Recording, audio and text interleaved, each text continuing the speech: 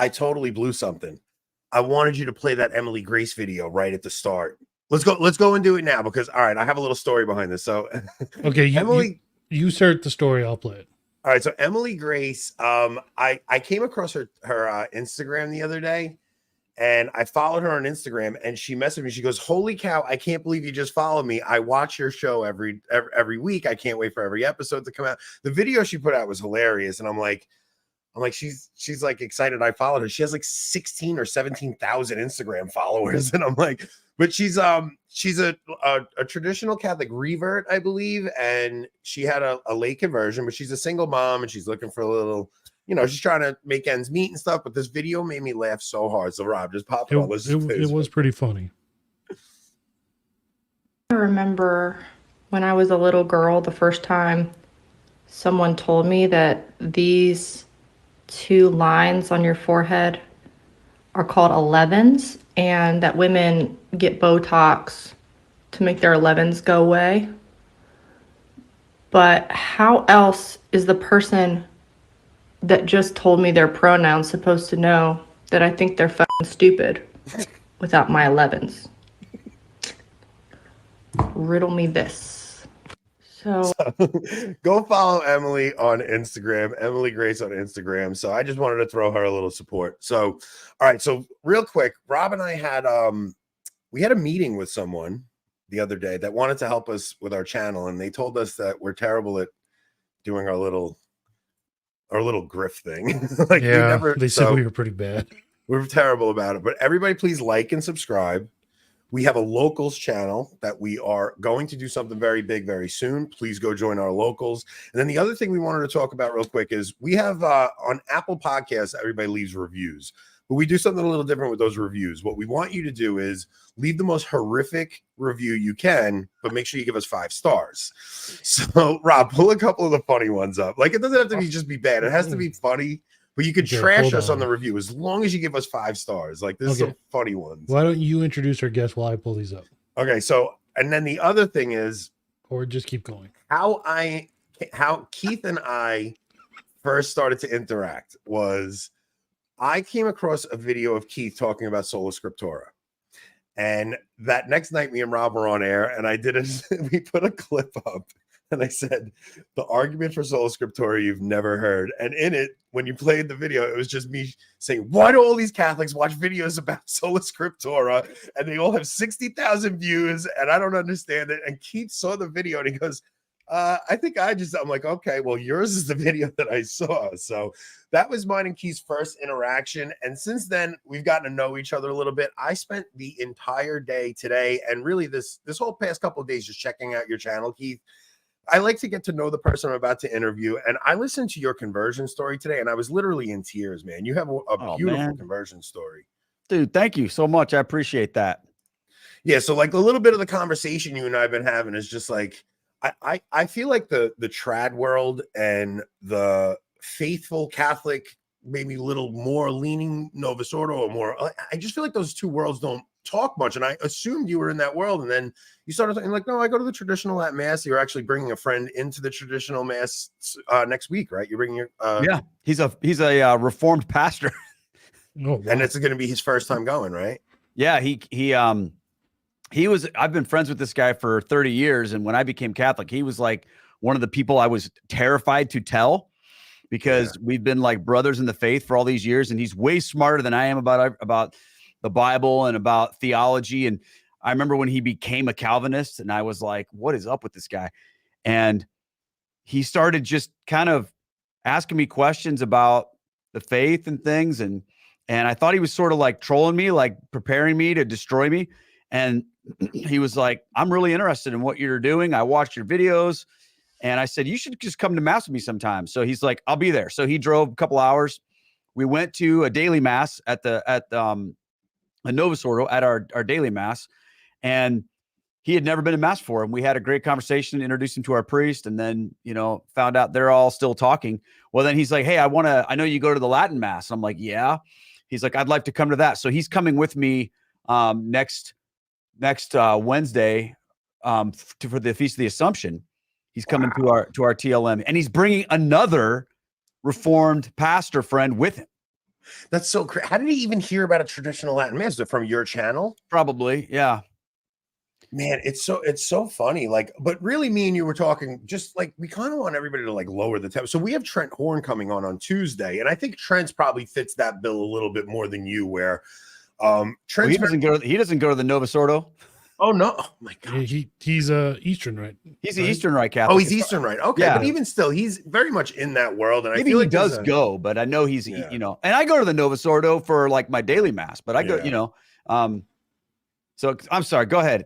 No, I think that like we need to open up the conversation between like I feel like trads are just cutting themselves off and ostracizing themselves by the way they talk, and it's like guys, like we're all Catholic, and I want to make sure that this dialogue stays open between everybody, because I see people just breaking off into tribes in Catholicism, and it makes me nervous. I don't like it. I hate the idea of tribalism. Like, we're Catholic, man. We're the universal church. Like there has to be ways for us to talk to each other. 100%. I have wrestled with those labels, because like when I became Catholic, I didn't know anything about the liturgy wars. I didn't even know there was a Latin mass, right? I came into the church. I was blown away by the beauty of the mass.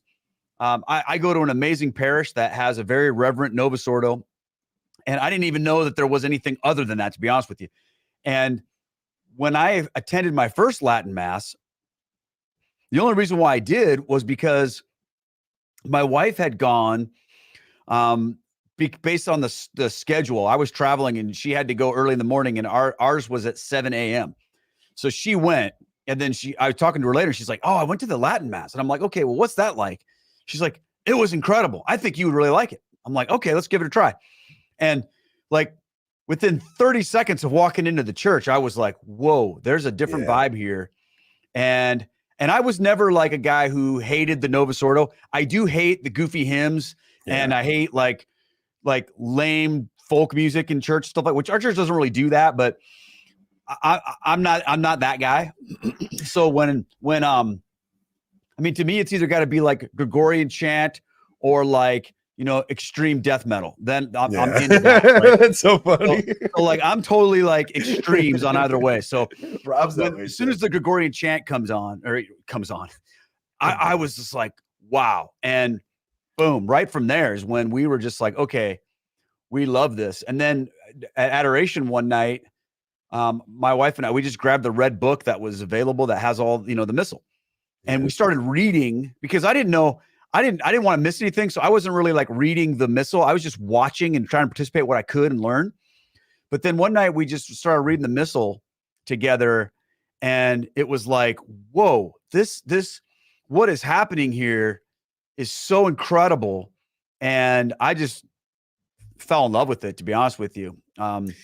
It's funny because I watched one of your videos today talking about how do we bring men back to the church, right? Yeah. And so much of, I mean, all the young men I'm seeing at church are looking for something like a more masculine liturgy, and it just kind of feels that way, right? Like it just feels like a more masculine liturgy in ways, because I think the biggest issue with the Novus Ordo is so many of those parishes are run by well-meaning women. Like women that want to help, and like they're not doing it to undermine the church and stuff. They want to help. Like these are women that really love God, and they're like, how can I help? And by them coming in, it makes like, it's like when you see altar girls, there's nothing will make a boy not want to be an altar boy less than seeing altar girls there. Like there's something that turns a boy off from wanting to participate in that when there's girls also in that spot.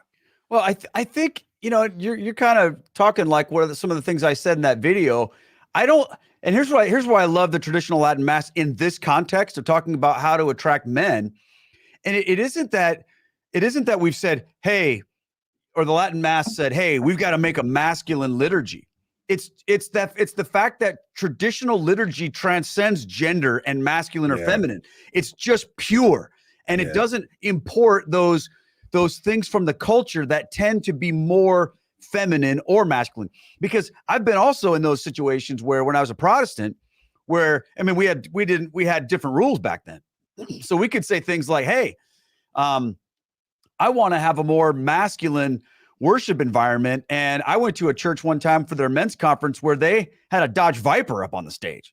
you know, and That's their idea of masculinity. yeah, it's like, okay, so for us to go masculine now means we all have to be like a certain type of what that means. And it's usually some kind of cultural thing. So Yeah.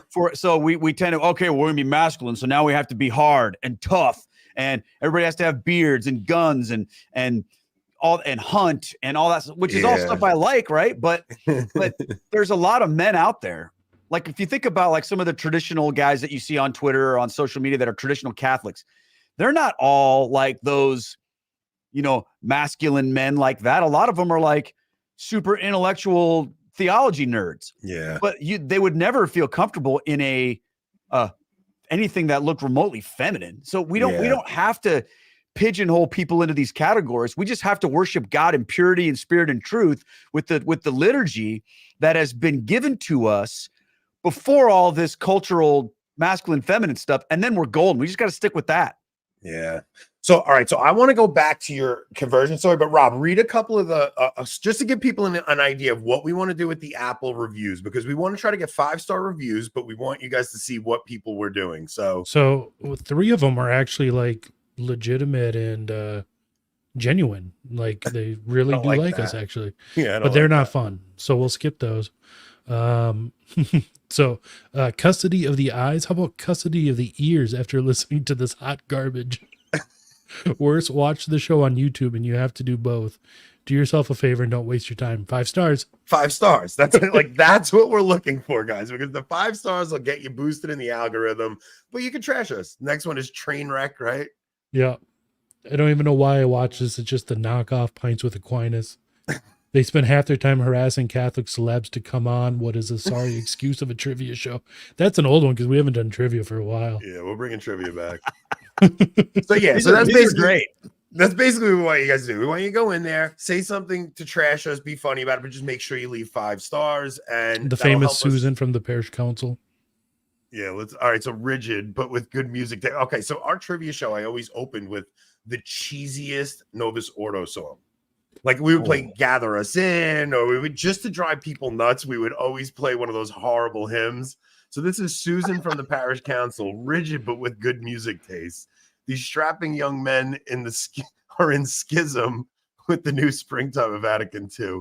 They ask trivia questions about the old, dusty, rigid Latin mass, but not a single question about Thomas Merton, Catholic yoga, centering prayer, prayer labyrinths, or liturgical dancing. At least they know and appreciate good Catholic hymns. The music, the good-looking Italian man plays at the beginning of the episodes. It really gets the spirit of Vatican II moving in my soul. So that's what we're going to ask you guys to do. Be a little sarcastic in it, but just make sure you leave 5 stars. So, all right, now, Keith, you spent 22 years as a Protestant pastor, right? Yeah, in one form or another. So most of my time was in youth ministry. But I also had some time as a senior pastor and a kind of associate pastor, missions. I've done a lot of things in churches. So yeah, 22 years I was full-time ministry. In what denomination? Mostly United Methodist. Okay. Mostly United Methodist, in which I was raised. So my dad is a retired United Methodist pastor. So I'm a preacher's kid. But I did have some stints in an Assemblies of God church and an evangelical free church. So all right. So I think you came in 2017, right? Yeah, October 8th. Are your parents still with us? My mom has passed away, but my dad is still living. So yeah, how did he react as a retired pastor to his son looking toward Rome? I think he was kind of like, all right, Keith, whatever, he was more worried about just my life than whether or not I became Catholic. So we did have a lot of conversations about all of that. And we've had some conversations since. It was never really like contentious with my dad. Although we've had some interesting conversations about it since then, but it was okay. So so listening to your story today, I was really listening and I'm saying, why is it that we're so, especially as Catholics, we love a Protestant to Catholic conversion story? Yeah. And it's like, what is the fascination as a Catholic with a Protestant? And I really think it's because it's a heavy price you pay as a Protestant to leave? Because I mean, Protestants love the scripture, they love the Lord, and they usually have these really tight-knit communities where they have like really, I mean, Catholics could learn something from it. I mean, where they have really good communities together. And when one of their own starts looking towards Rome, you know they're really leaving probably everything, their family, their friends, everything. You were married already, though. Like, you married, was she your high school sweetheart? You got married young, right? I got married young, but she was not my high school sweetheart. I met her. I moved up to Philadelphia when I was like 19 to play drums in a band. And I met my wife while I was out there. So we got married. I was 22. She was 20 when we got married. Yeah, I was about to say I was 22 when I got married too. So, yeah. But this is in the 90s, right? So you guys are Protestant for years. Oh, yeah. And she was Catholic. Like, she was raised Catholic in Philadelphia, went to Catholic school, all that. And when I met her, I basically pulled her out of, I mean, she didn't practice the faith. Yeah. So it was kind of, when I met her, I was like, wow, she's, I would love to date this girl, but I wanted to date a Christian. I was going to a Calvary Chapel Bible church. I was like super into my faith at the time. And so I said to her, do you go to church? Are you a Christian? And she said, well, I'm Catholic. Does that count? And I said, no. I'm like, that doesn't count at all. She goes, well, I don't really go. I just am. And I said, well, come with me to my church. It's awesome. And, the church I went to in Philly was like this huge mega church with like thousands of people and an awesome band and a pastor who wore a Hawaiian t-shirt. And he preached through the books of the Bible for like an hour and a half were his sermons. And they were amazing. Like, I just couldn't get enough of it. It was so awesome.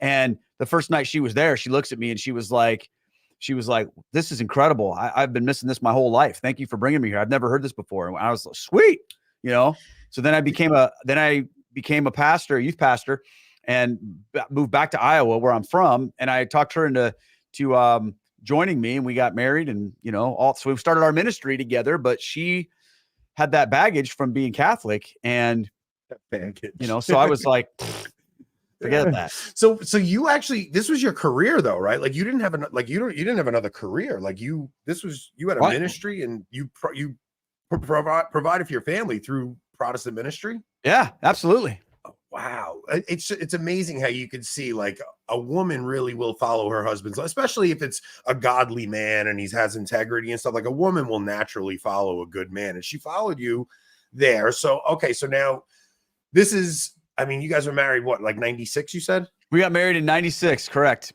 Okay. Yeah. So 96. Now you have a ministry, or so are you like the head pastor at any point, or you mainly just mainly stick with I ministry? Not for a long time. So I was, in 96, I came back to Iowa to be a youth pastor. Okay. Yeah. And I was like, okay, I was at that time, I was a college dropout, because I dropped out of college to go play drums in this band, because that was my big dream in life, was to be in a band. Right. So I had this opportunity to go to Philly to do that. So I sort of had a conversion out of that to get back involved in my faith. And then it was like this opportunity to be in ministry came to me. So I just quit the band, went to Iowa to be a youth pastor. I had no idea what I was doing. So at that point in time, I hadn't been to school or done anything like that for anything. So I went to college and did some time in seminary, and was like trying to discern, what is my role what is my path going to be? So we started this little youth group in this church of about 250 people. So not a very big church, little neighborhood Methodist church. The first night we were there, we had like 12 kids that came to our youth group. And so we just kind of started trying to figure it out. Well, so I'm going back to school. I'm driving up to Dubuque, Iowa, and I'm going to school, learning stuff, trying to figure this out. In the meantime, get married, start having kids. And our little youth group starts to blow up. And within a couple of years, we had like 300 kids coming every Wednesday night. Oh, wow. Yeah. And so now our church is starting to grow. Yeah. And I'm kind of hitting this crossroads where I'm in seminary, I'm training for ministry. I'm like, okay, I'm going to become, because my kind of career path was going to be, I will eventually, get ordained and do all that stuff and become like a senior pastor or whatever. Well, I had finished all of my undergrad degree. I'm in seminary, and I got to this point where I had to make a decision. Was I going to continue in that regard and like quit my job and go into trying to become like a full-time senior pastor, or was I going to stay in youth ministry? And I decided to stay in youth ministry because this youth group was just exploding. And so I was already starting to feel a little uncomfortable in my denomination, right? Because I was, I came from this Calvary Chapel, this Bible church, pretty, evangelical kind of conservative theological framework. And the Methodist Church was already sort of starting to go cuckoo back then. Yeah.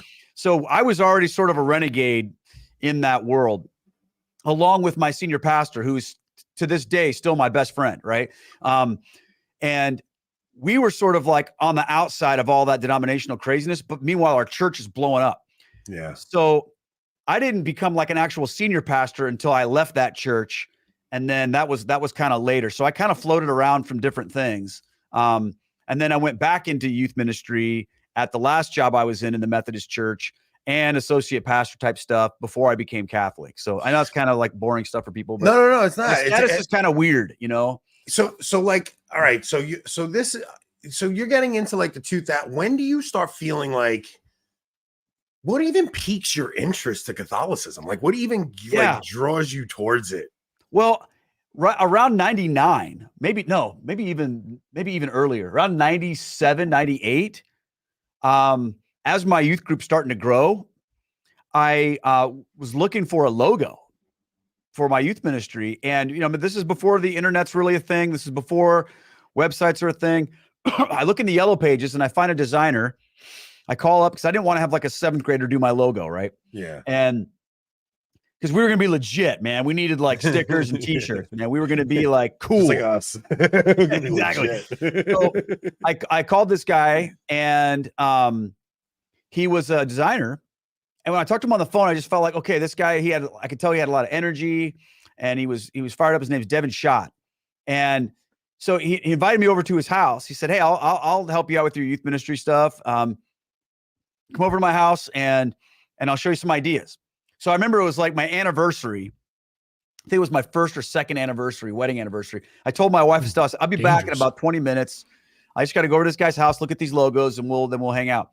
So I go over to his house, and as I'm walking up to his doorstep, he's got these statues on his steps. Yeah. Virgin Mary, St. Joseph, some Pagan dude with Catholics. a parakeet on his shoulder, right? I'm like, okay. I go into his house. I knock on the door. He opens the door. He lets me in, and I instantly like him because he was shorter than me. So I know on camera I look like I'm 6'3", but I'm really like 5'6". I'm short. And really, you're 5'6"? You're like Anthony's height. Yeah, yeah, right. Wait, the other thing I want to say is your birthday. You just turned 49 the other day, and I'm really wanting to know how you have such a nice full head of hair, because I'm thinning out, and I'm like 9 years younger than you, and I'm like, well, this man has beautiful. I don't know, hair. man. I tell you what, I would trade it for about 5 inches of height. But so it's funny because people will come up to me at events and stuff, and they'll always be like, "Oh, you're short." I'm like, "Yeah." What gave it away, Sherlock? Or they'll be like, "You're rude." Yeah, they're like, "You're." And I actually had this happen to me one time. This woman come up to me, and she was like, she said to me, this wasn't a church thing, but she said to me, "Oh, you're a lot shorter than I envisioned you." And I said, "Well, you're a lot." Or she said, I thought you would be taller. And I said, I thought you would be thinner. That's sick. Don't do that. Whoa. Yeah. Anthony's likely short, but he likes to tell tall tales. That's a fair analysis. I'll say that. Anyway, let me get us back on track here. Yeah, please. So I met this guy. He invites me into his house. There's icons, statues everywhere. And I'm like, instantly, I feel like I'm in the Sistine Chapel or something. He sits me down, and he starts showing me these logo ideas. And the guy's super talented, right? I'm blown away. And he's talking like he's excited about my ministry or whatever, and about Jesus. And my first thought was, okay, well, maybe this guy isn't Catholic. Like maybe somebody in his family is or something. I don't know. So I said to him, are you a believer in Christ? Do you love Jesus? He said, yes, I love Jesus. And I said, okay, well, what's with all this Catholic stuff? Who's, is this? And he goes, oh yeah. He says, I'm Catholic because I love Jesus. I'm on fire for the Lord, and I'm Catholic. And I'd never met anybody like that before. Yeah. The Catholics I knew didn't even admit they were Catholic, or if they did, they didn't know anything about their, they didn't know anything about their faith. They didn't know anything about the Bible. They weren't. Well, you this was know. during the new springtime, Keith. I mean, this was. I didn't get that memo. This was the new Pentecost. I can't believe that you're having this encounter with Catholics. Well, maybe if when I walked in, you know, he played like one of those goofy hymns, I would have instantly felt the Holy Spirit. But so then my next thought was this, and this is the God's honest truth. I thought to myself, well, if he's really Catholic and he loves Jesus, I can convert him. Yeah. And I can make him be like a volunteer in my youth ministry, because I did that almost every week. I mean, most of the people joining our church were ex-Catholics. And most of the kids coming to my youth group were coming over from CCD class after Catholics on Wednesday night. And they're like, oh, we had to go to the boring Catholic stuff. Now we can come here where we have a rock band, pyrotechnics, and, you know, video games. Wednesday night CCD. Oh, yeah. Yeah. So I started asking him questions thinking, okay, well, I'm going to convert this guy. But when I started asking him questions, he had all these answers for me. And he kind of turned the tables on me pretty quickly. I wasn't ready for that. Yeah. So I'd never met a Catholic before who challenged me in my Protestantism and wanted to open the Bible and said, well, let's open up the Bible to the Gospel of John, chapter 6. Let's talk about this. And I was like, you don't get to do that to me. What are you talking about? I didn't know you Catholics even knew what the Bible was, right? So that friendship began. And that night, he handed me Scott Hahn's conversion story and said, go home and watch this. Once you watch the Scott Hahn conversion, we were just talking about this last night, because even as a Catholic, when you watch the Scott Hahn conversion tape, it's like all of a sudden you're like, oh, wait a minute, the Bible's ours. I didn't know that, because you don't learn this stuff as a Catholic growing up. And it really is a funny thing. Like the Protestant converts of the 80s and 90s, I will always have such a love for the Scott Hahns, Jeff Cavins, all those guys. Like those guys literally taught me my faith. Listening to their stories, listening to those Lighthouse Catholic media talks and all that stuff. I'll always love those guys. I don't care how divided the church ever gets. I'll always love them. So you hear Scott Hahn's conversion tape. How does that affect you? I was, and literally to let you guys know, it was a tape. It was a VHS, right? Yeah. And I was blown away, but I kept thinking to myself, okay, this is really fascinating and interesting, but this can't be right. This can't be true. So then I would go up to my seminary professors and I would start grilling them on things that Scott had said or that Devin had said. And I would be like, all right, all I have to do is find the right thing to say and I can convert this Devin guy and he can become Catholic. So it's going to be a little bit tougher than I thought, but I can still do it. I was completely convinced of that. Yeah. And every time I brought up a question or an objection or an argument to my seminary professors or whatever, they did not have a sufficient answer to me. And I remember I asked my Old Testament professor, who was a very brilliant woman. I asked her, because the New Testament guy was gone that day. So I asked her about Matthew 16, where Jesus gives Peter the keys. Yeah. And I said, "What? Okay, I'm talking to these Catholic people. I'm reading these Catholic books. Tell me the rebuttal here. Why do we believe that? What do we believe about this?" And she's like, "Well, we believe that's about Peter's faith." And I said, "Okay, I know that. Why do we believe that?" And she said, "Well, because we're Protestants." And I'm like, you got to do better. You got to do better than that. And then she just kind of laughed, and that was it. And that's the kind of thing that kept happening to me, you guys. Like every time I would try to find a way to, stick it to the man over here in Rome, I got my clock cleaned when it came to these things. So here's what started happening to me. I'm starting to become more convinced that there's more to this. And I'm starting to get drawn in to some of these experiences, because here's the other thing that was happening was I was starting to see Catholicism, not just as this set of doctrines or beliefs, but I was starting to see it lived out in the life of my friend and his family. And I always tell people that is way more powerful than, well, what's the argument I can give them? Yeah. You're the argument. Living out the Catholic faith in devotion and joy and faithfulness, that is a way better argument than anything that you're going to get in a tract or whatever, okay? Those things are important, don't get me wrong.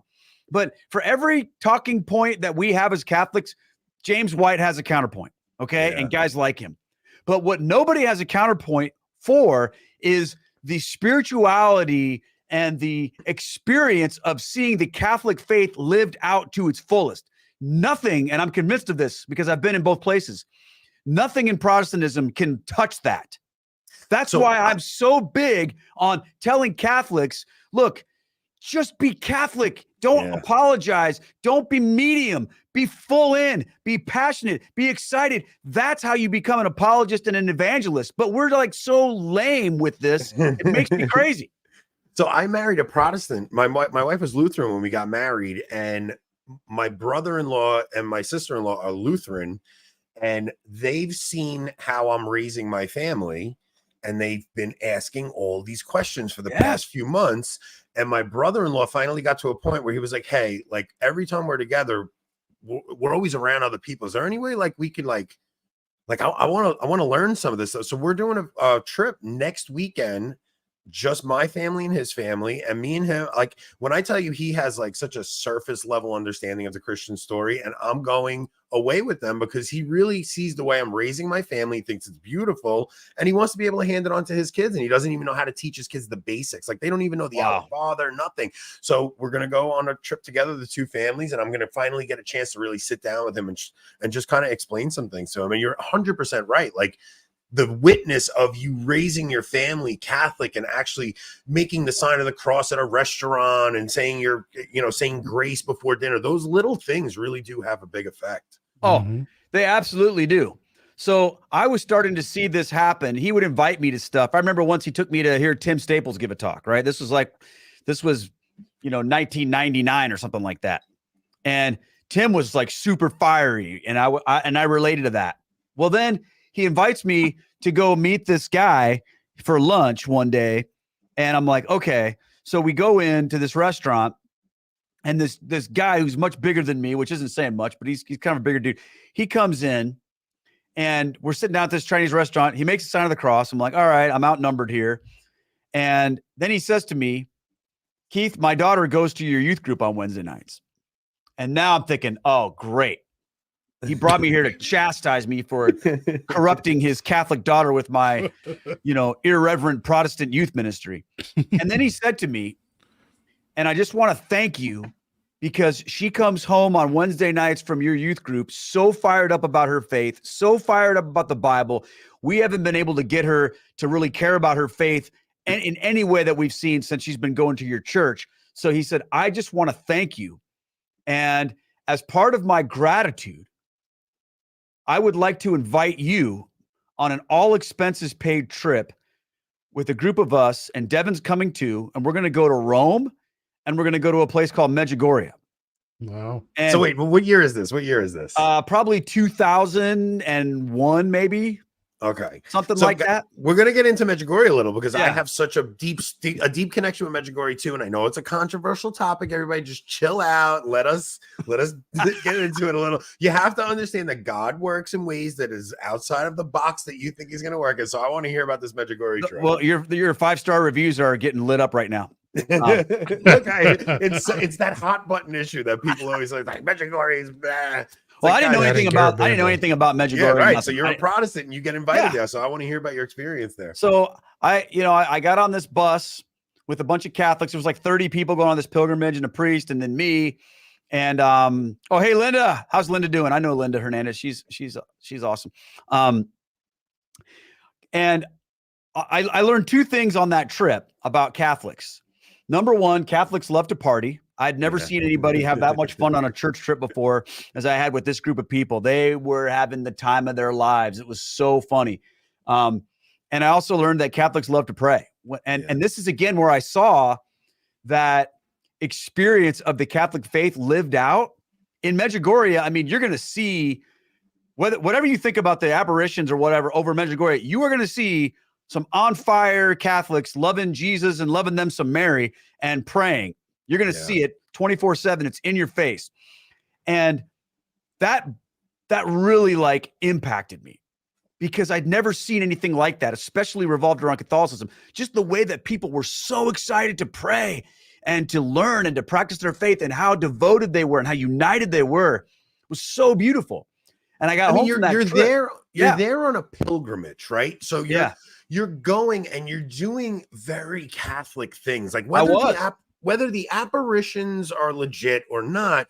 You're surrounded by thousands of Catholics. You're staying in a hostel, I imagine, right? Like you're probably staying in a hostel with or like a bed and breakfast, like a dormitory style hostel. Yeah. Yeah, so it's like, and you're just sitting with other Catholics. There's confession everywhere. There's praying everywhere. There's adoration everywhere. There's mass everywhere. Like whether the apparitions are legit or not, like God's spirit is there, right? Like, I mean, I would think that's a fair assessment. Well, I mean, I've been there twice, so I don't really, I don't pass judgments on the apparitions because I leave that to the church. But Yeah, I mean, I have my own opinion about things, but all I know is I had this incredible experience while I was over there.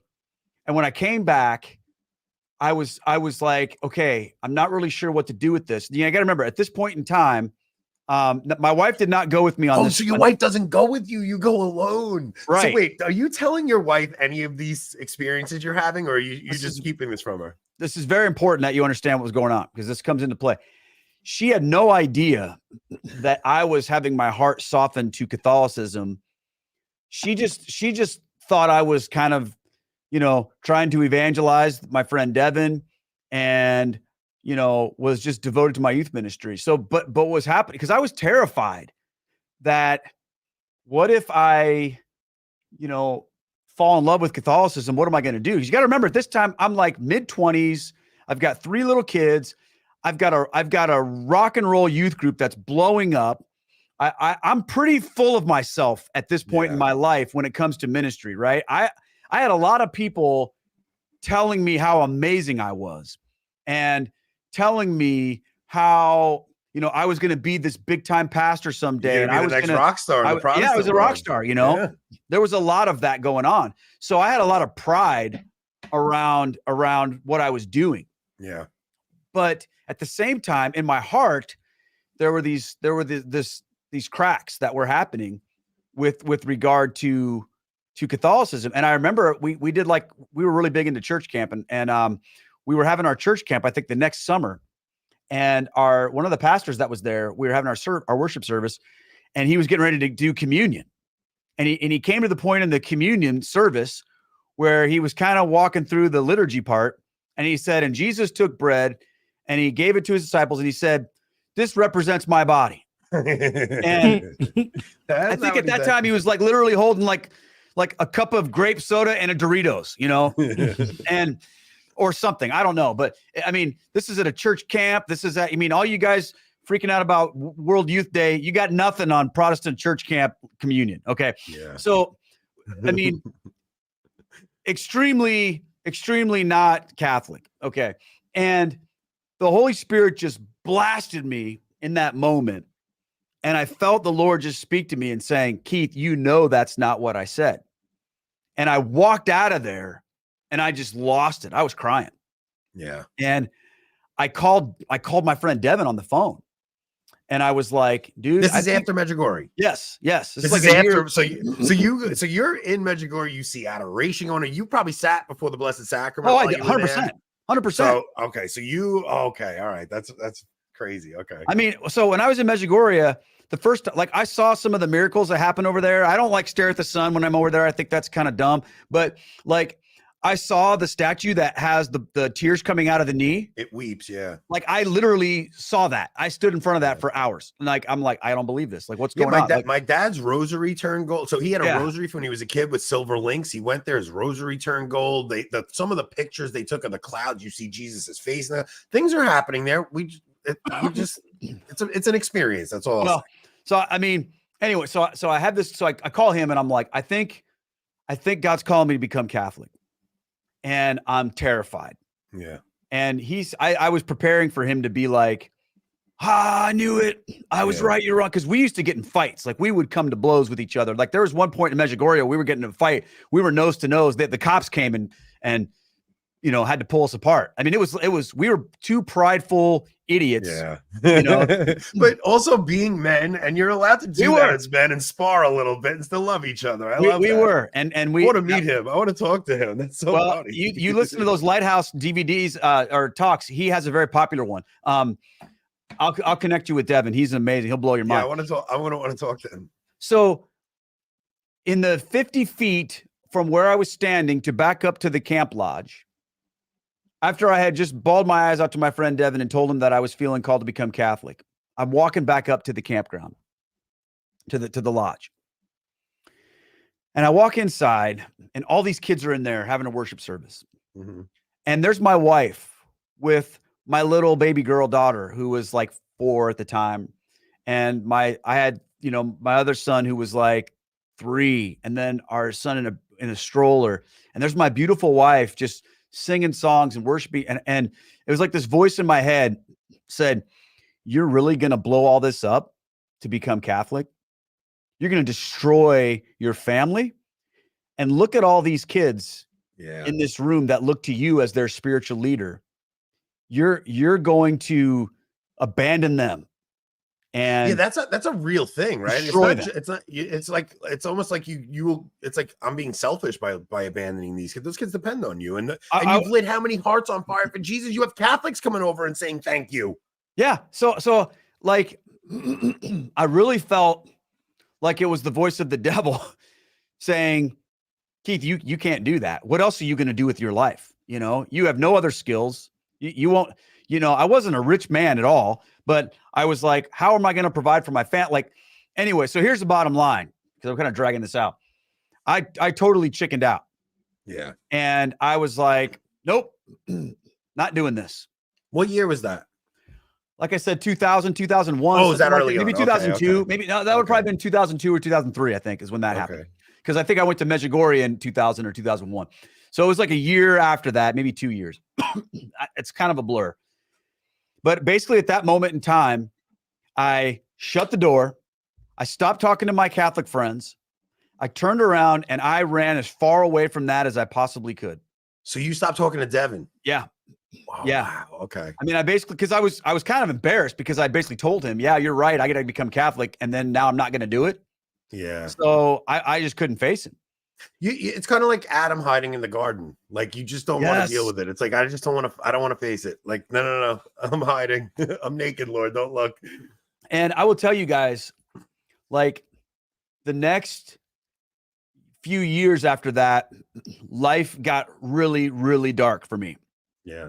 Because I was so full of pride in terms of what I was doing in ministry, but I knew in the bottom of my heart that something wasn't right. And I felt kind of like a fraud, Yeah. And eventually my youth ministry started to dwindle, started to tank a little bit. And I just had like a complete spiritual nervous breakdown. And I like totally fell apart. I went through a major crash in my life. I went through a major depression. I almost lost my marriage. I left ministry. I completely had this rock bottom experience, like you're the friend you were telling me about earlier. And I was like, I don't even know if I want to live anymore. It was rough, and I had to get I relate to that so much, because I had an experience like that when I left the sacraments in 2015. And there was a 2-year period where I left the sacraments totally. Oh yeah. My marriage fell apart. Everything. Like I relate to that so much. I remember hitting that, like my life was just a mess. And I'm like, what is going on? So go ahead. Yeah. Continue. I keep cutting you off. I'm sorry. No, it's fine. It's fine. So I had to come to a place with Jesus. And I think this is very important for all of us to understand. This isn't just about people who are in ministry or whatever. I had bought into this lie that I only mattered to Jesus because I could do some stuff for him. That the things I did made me what was important to Jesus. I think a lot of Catholics fall for that lie too, you guys. Yeah. Because a lot of Catholics believe Jesus will love me more if I do X, Y, Z. And sometimes we can get so connected to the things that we do in our faith that we feel like Jesus doesn't love us for who we are. He only loves us for what we do. And that really hit me like a ton of bricks. I had to get to a point where I said, I'm just done with ministry. God, if you love me, you're just going to have to love me for being Keith, not for anything I can do because I'm a failure. And you know what, you guys? He really did. He really did. And it's funny how he used Catholicism in the middle of that, because I quit my job in ministry. I went to work. My whole family, we moved out to a boys ranch, and we took care of like troubled teenage boys, and we became farmers. We milked cows. We did all this crazy stuff. And I actually took a part-time job in the middle of this. This is like 2007, 2008, working for the cathedral, the Catholic cathedral in Davenport, Iowa.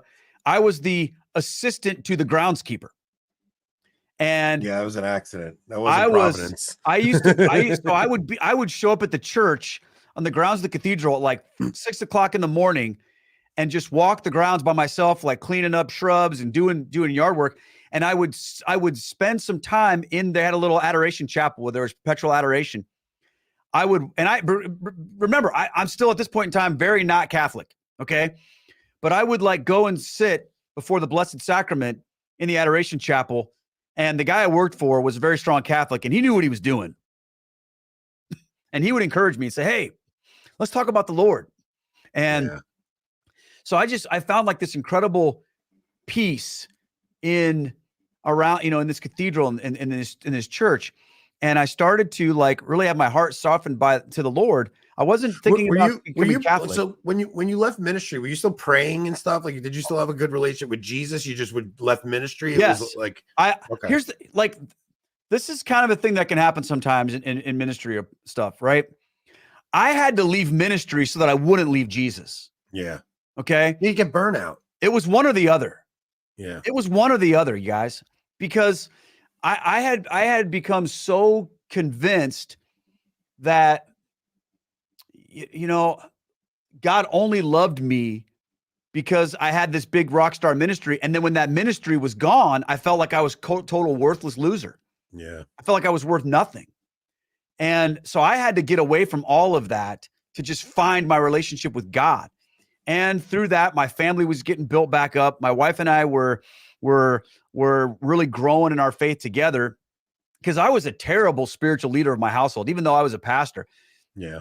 She was begging for me to, hey, we need to do more as a family with leading our kids in devotions and praying with our kids. And I was just like, are you kidding me? I've just been doing that all day. That's my job. Yeah. They come to church. Like, I don't want to do that. I just want to be a dude when I come home. I don't want to think about God and church and all that stuff. So you think about the wisdom of a celibate priesthood, right? Like, that's got to be hard for a pastor. You're right. That's your job, right? So then to have to come home and do that as your job at home too, that's difficult. I completely understand the celibate priesthood. Like, people have asked me now, like, "Oh, Keith, you're gonna become a priest? You can be a married priest in the Eastern Rite or this." I'm like, nope, there's no way in the world I would do that. I think my opinion is the reason why we have a celibate priesthood is not necessarily to protect the priests, it's protect the families. Yeah. It's because marriage is so valuable that the church understands that the vocation to marriage is such a valuable vocation that if that man had to be a priest, he wouldn't be able to fulfill his vocation to his family. 100%. Yeah. So I look at it like that. So anyway, I'm building this stuff up, still not thinking about this, but then here's this, and I don't really get to talk about this part too much in my other talks. So you guys are kind of letting me share some stuff. I was pretty much out of ministry at this point, right? And I got invited to go to a Catholic men's retreat and give a talk. Okay. I'm a Protestant. You're Catholic. You're a Protestant. I'm not a Catholic. Yeah. People know me as a Protestant guy, Protestant pastor, but now I'm not even that. Yeah. And I got invited to come to this Catholic men's retreat and then share my testimony and my faith journey with these Catholics. And I was like, what is going on here? Why are these Catholics like reaching out to me? So it was one of those weekend retreats that's just, God bless them, but it's very brutal. It's like you listen to these guys give talks that really don't know how to give talks. Yeah. It's super long. You're like, it's more like going to a 7th grade retreat, but it's all with like 50-year-old men. They're making you like crochet butterflies and you're singing terrible songs and holding hands and doing skits. It's kind of embarrassing, but there's this underpinning component of community and spirituality to it, that there's something there that you're just like, okay, this is really pretty powerful. Well, I was the second to last talk. The last talk was the priest. And I got up. The guys are dead tired. We'd been up all night. I gave my talk, and I let fly like Mussolini from the balcony, man. I just gave these guys Jesus with both barrels blazing. Yeah. And these guys were in tears. And they gave me a standing ovation. And I remember the priest was pissed. Yeah, he has to follow that. He had to get up next. follow that. And I remember, like, he got up after me, and he just shot me this glare. And he was just like, well, all right, then. Well, first off, you got to realize, like, okay, so you left ministry at this point. You have all this pent up, and you're a great preacher, man. Like, I listened to your channel, and I went back and listened to all your I'm like, freaking Keith can talk, man. Oh, like, thanks, he brother. knows how to move people. I'm telling you, I was in tears listening to your first Catholic talk I listened to today, and I was choked up listening to it. I was like, you're Italian. yeah, I'm a little sentimental. So. But it was like, I can only imagine what these men got to have their got to get an earful of. That's so cool. I walked out of there, and I remember praying, and I said to the Lord as I walked out of that event, and it went so well. And I had people from my town that had asked me to come and preach in their churches during this time. I was sort of like an exile from the church. There were people that were reaching out to me going, hey, I had offers to become like, I had job offers. People were like, hey, I heard you're not doing the thing over here. You want to come and be a pastor? And I'm like, no, I'm not doing that anymore. I'm done. I'm done with that. So I had told the Lord, I was like, I'm done with this. I will never do this again. And because I really, and I'm not here to blame other people for my failings, but it was just a bad experience for me in the end. And when I walked out of that room, they take your phone away. So I didn't have my phone the entire weekend. And as I was walking, I said, God, thank you for letting me do that. If you want me to do this again, I will say yes. And on the way out, I got my phone, and I had a voicemail from a friend who had recommended me to an evangelical free church in a town 90 minutes from where I lived. And they called me and said, will you call us? Our pastor quit, and we heard you were a preacher. Would you be willing to come and be our pastor, on a part-time basis? And I was like, wow, I got to do this. Yeah. So I went down. I was very apprehensive, but I ended up going down to this little church of 30 people. Okay. All these people, like these little old people that just needed something. Right. Yeah. And I was like, I'll do this. And I spent almost 2 years pastoring that little church.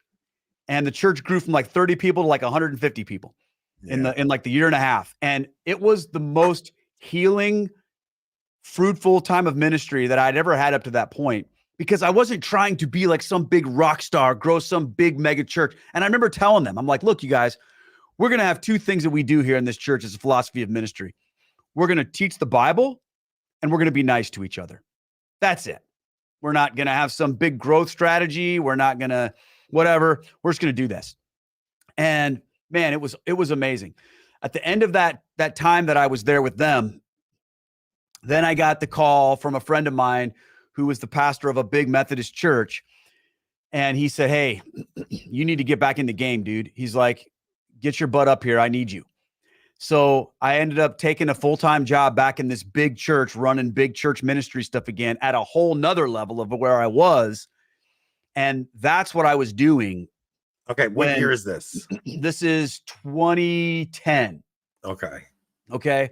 2010, 2011, something like that. Now, were you even paying attention to what's going on in the Catholic world? Pope Benedict stepping down or anything? Nothing. Like, you don't even know what's I going don't know on about. over there. I don't know. I don't You're care. just entrenched in your Methodist church again, and you're doing your thing again. Yeah, I didn't have the first clue about, so here's kind of where I was theologically at this point in time. So on my drives to and from this church that I would go to when I would work down there, I had a 90-minute drive every day. I'm listening to Mark Driscoll.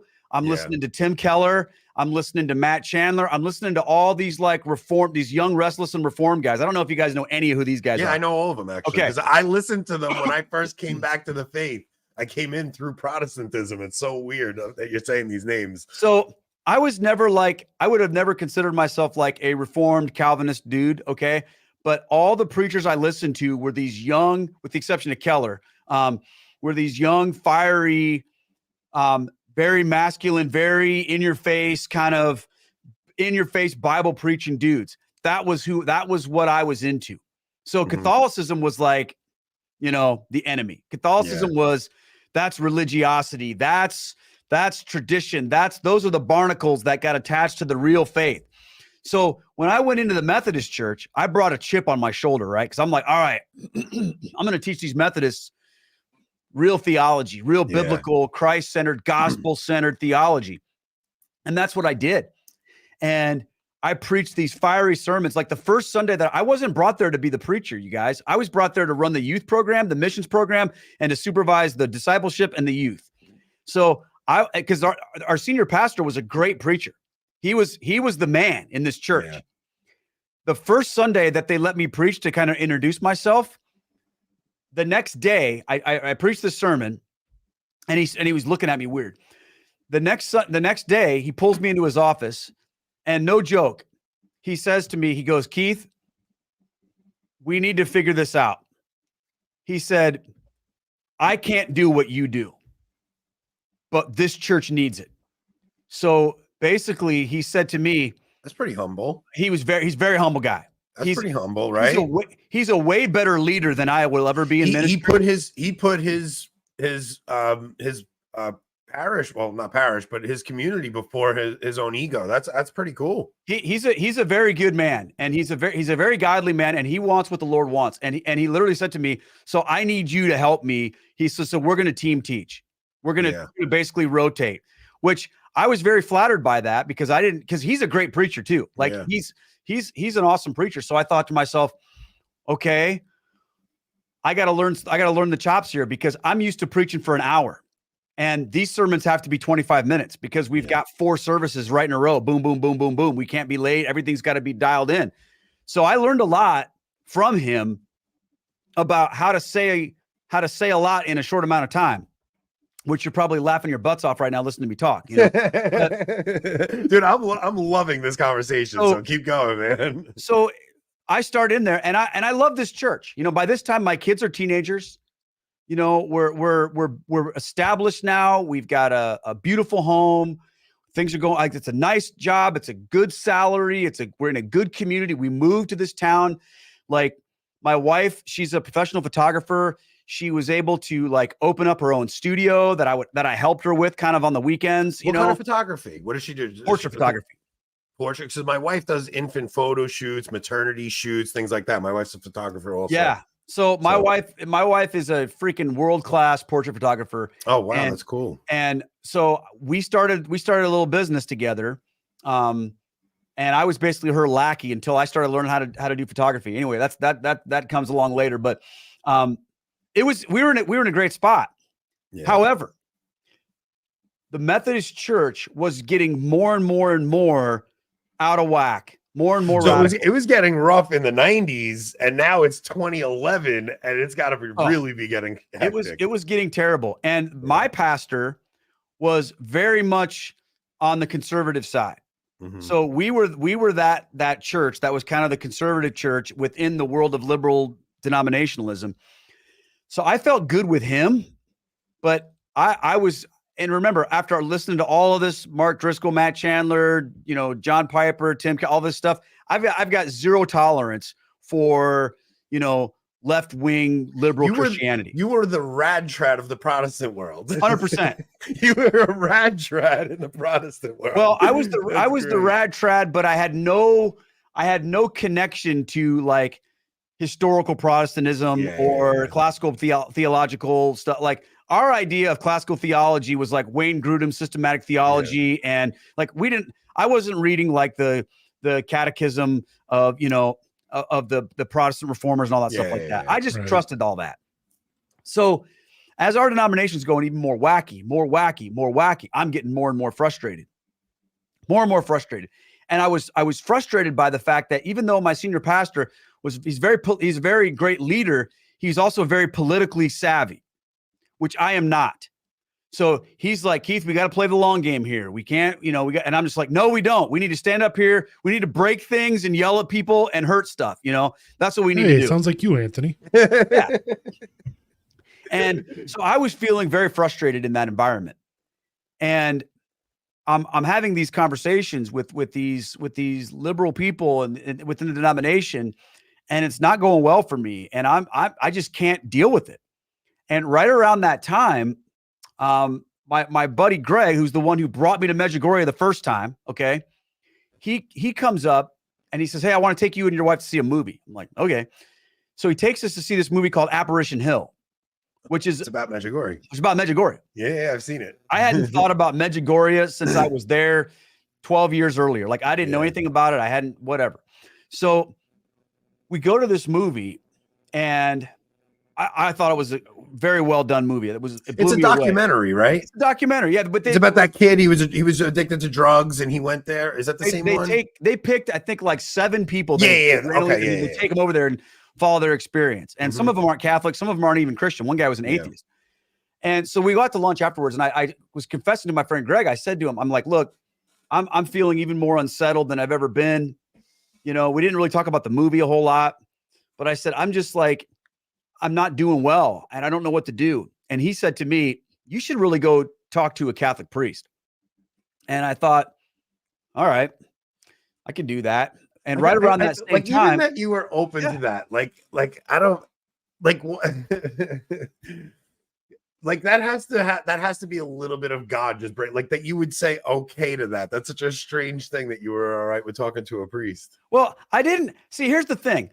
Even though I didn't believe Catholicism was true, I never hated Catholics. Yeah. I never hated the Catholic Church. I never was like, okay, we've got to talk about how the evil like I still loved my Catholic friends. And you didn't think all Catholics went to hell, I guess, right? I sort of was like, I had a soft spot in my heart for Catholicism. I didn't believe it was true. I thought it was wrong, but I couldn't just all of a sudden now like hate Catholicism. So I thought, okay. And then I was having these conversations with a woman pastor who's very liberal. And I was arguing with her about our situation in the Methodist Church. And I'm arguing with her from scripture. And she says to me, well, that's your interpretation of the Bible. And I'm like, okay, I can't argue from scripture alone. So I started talking about, well, the church has always taught this, and the church, and she's like, well, the church has been wrong, and we're here to fix the church. And, what church are you even talking about? And so then I'm like, oh man, okay. I started to like think about those old arguments for Catholicism, that authority. And I was like, man, I'm realizing that, without an external authority, just having the Bible isn't going to get us out of this mess. And I remember I went to a gathering, and there was a seminary, like a theology chairman of the seminary he was our keynote.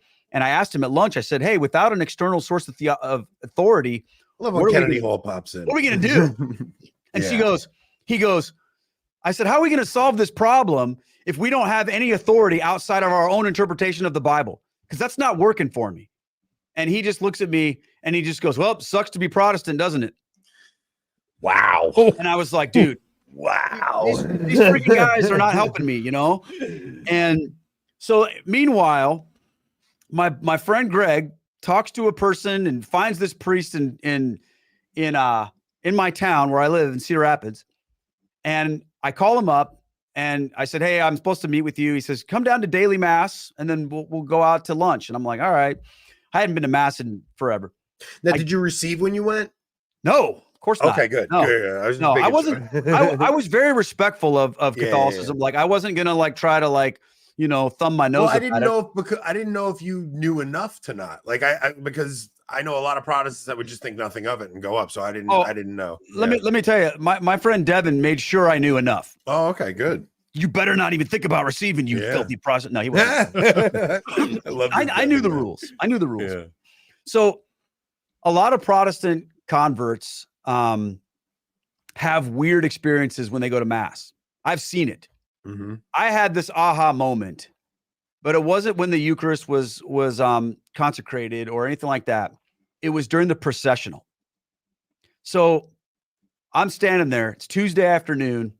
There's like 150 people in this church. And I'm thinking to myself, on a Tuesday afternoon at noon, there's people coming to church. Like I couldn't get that to happen in my church, no matter what. I was blown away just by, again, it's that experiential, lived out faith that has such an impact on people. So the priest comes walking in the processional and the deacon is there and he's got the gospel, right? And he's holding up the gospel and he's like doing the thing where they kind of show it to you. And that was my moment, you guys. Like the Holy Spirit hit me. It was like, this is our book. This matters. This is important to us.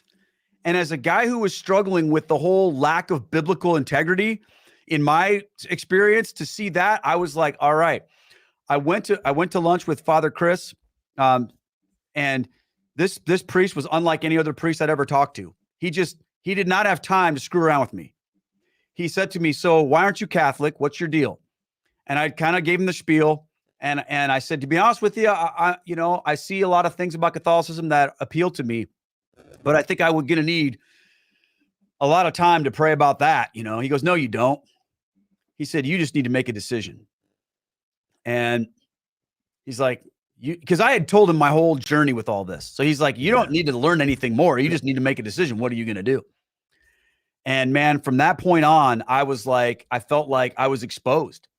I couldn't Scott Hahn tells the story, and he says he actually said to Kimberly's because he promised her he would wait until like the following year or 5 years from then, and he's like, I'll wait, and then he said to her that delaying obedience is feeling a lot like disobedience. 100%. I'm imagining that's what you're going through at that point, right? Well, it was beginning to get to that point. Yeah. I felt now by this time. So here's the thing. By this time, YouTube exists. So now I start watching YouTube videos. Yeah. And while I'm doing that, I'm coming across all these different YouTube channels that are out there. And one of the ones I came across was Steve Ray. I came across his talk on Stephen Ray's great. On the papacy, right? Yeah. And I watched that talk. I watched Taylor Marshall stuff back then was more geared toward like apologetics and catechesis, definitely. Yeah. And so I was watching that and a bunch of stuff, Catholic answers, the normal stuff. And I woke up one day and I was praying and I felt like the Lord was saying to me, Keith, you've got to get a hold of Steve Ray. And I was like, what do you mean get a hold of Steve Ray? This is like a conversation I'm having with the Lord. I don't know anything about Steve Ray. He was just a guy I saw a video of. So I was like, Steve Ray. I don't know where he lives. I don't know how to do that. Nothing. That day, I'm scheduled to have dinner with my friend Greg, who's the one who brought me to Medjugorje the first time and then took me to the movie and got me hooked up with Father Chris. He says, we're going to meet for dinner. I'm like, okay. We walk into this restaurant. I meet him down in Iowa City, which is about 40 minutes away from me, 40 minutes away from him. He walks in. Before he even sits down, his phone goes off. And he looks at his phone. He goes, oh, my wife says, Keith, Steve Ray is in town giving a talk tonight. You guys should go. What are the chances? Dude, I was like, the chances? What? We have to go. I have to go. I'm like, and I told him, I said, this morning, the Lord is like, Steve Ray on my heart. I'm like, I don't understand any of this. I don't know Steve, nothing. And so we take off and we go to this little parish in Silvis, Illinois, Our Lady of Guadalupe. And I'm like, at this point in time, God's got my attention. I go in there and they're having mass. I go up to the front and I make my little sign of the cross or a blessing, across my arms. And I kneel down. I didn't like go back to my seat. I just knelt down right there. And I looked up at the crucifix and I started praying. Yeah. And I remember praying this prayer. I was like, God, if you want me to become Catholic, I will do it, but you've got to make a way. See, that's what my dad had told me, you guys. My dad, I had conversations with him about where I was at. Now, our family at this time was going through a really hard time. My mom was in the process of dying from pancreatic cancer. So my family was in a lot of pain, a lot of turmoil. Yeah. So I would go and meet with my dad. We'd go for walks, and I'd spend time with my mom. And I said, Dad, I think I'm going to become Catholic. And he was basically like, you can't just do that. You know, there's got to be a way. There's got to be a way for you to take care of your family. So that was echoing in my ear. And when I prayed that prayer and looked up at the crucifix, like the Lord hit me like a ton of bricks. And he said, I am the way, the truth, and the life. You don't need me to make a way. You just need me. And that was probably the most real experience I've ever had with the Lord in my life. And I went back to my seat, and then I heard Steve give this talk about how the early church was willing to die before they would give up the faith. And I thought, and I'm worried about a job. I'm worried about making some people mad. And after that was done, I told my friend Greg, I said, I got to do this. You know, he took me up to talk to Steve. Steve gave me his book. And he said to me, you know, my friend Greg's like, this is Keith. He's a Protestant pastor, thinking about becoming Catholic, you know. And Steve was like, hey, Keith, he goes, I know right where you are. He goes, you either need to become Catholic right now or turn around and run the other way and never look back. And I'd already done that once. So I was like, I'm not doing that again. The way home, I told Greg, I said, I'm doing this. I got home. I told my wife, I said, I got to quit. I got to become Catholic. And, you know, she said to me, she said, well, I've watched you struggle with this. I've watched you seek God for this. And even though I can't really relate to where you are right now in your faith with all of this, she said, I trust you. And I trust that God is leading you. So I'm with you 100%. And the next day I went in and basically resigned my job. And the last Sunday that I was at my church was the Sunday that we were breaking ground on a new $10 million facility that we'd been working on for years. Is my mic still bad, Rob? It is loud. I would turn gain down a little. Turn it down. I have it way down. Still? It's pretty loud. Why would it be this loud? I have it all the way down now. How about now? Okay, that's better. That's better? Yep.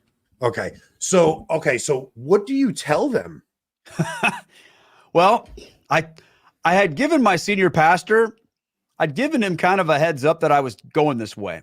I had told him in the past, I'd said, look, I'm really feeling like Roman Catholicism is looking pretty attractive to me right now. And he couldn't believe that. He was like, no way, you know, no way will you ever do that. And he basically told me, he's like, I want you to write a sermon series on the history and nature of the Christian church. And I said, I don't think you're going to like what I have to say. And he basically said to me, he goes, well, this man, you know, you said it before, what a good guy. He literally said this to me. He said, well, Keith, if that's the truth, then don't you want to tell our people the truth? So he let you preach this sermon?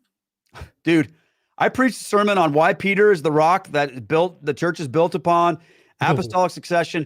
I preached a sermon on Advent. One of the things that made me Catholic was I preached a sermon on the Annunciation. And while I was in my office writing this sermon, like the Virgin Mary, like came to me, not like in an apparition, but just like I had this divine encounter with her. And I was like in my office working on my sermon, just bawling my eyes out, writing this sermon about the Blessed Virgin Mary. And I preached this sermon that she's the new Eve, she's the new Ark of the Covenant, she's the woman of Genesis 3:15, Revelation 12, John 9. I mean, I'm connecting all these things. I'm showing church father quotes to my Methodist congregation. So, and okay, this is crazy. They have no idea. They don't that know sermon, you're by the way, is on YouTube somewhere. They have no idea that I'm wrestling with Catholicism. That sermon. The one I preached about the Annunciation. Oh, I'm going to have to hear that. And they have no idea I'm wrestling with Catholicism because I had told my pastor, but I hadn't told anybody else.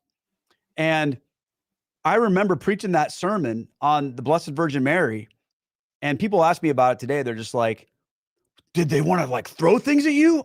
And I'm like, no, you guys don't understand. Like most Protestants, they don't live in the world that we all live in right now with Protestant, Catholic, blah, blah, blah. You know, they just heard a sermon that moved them.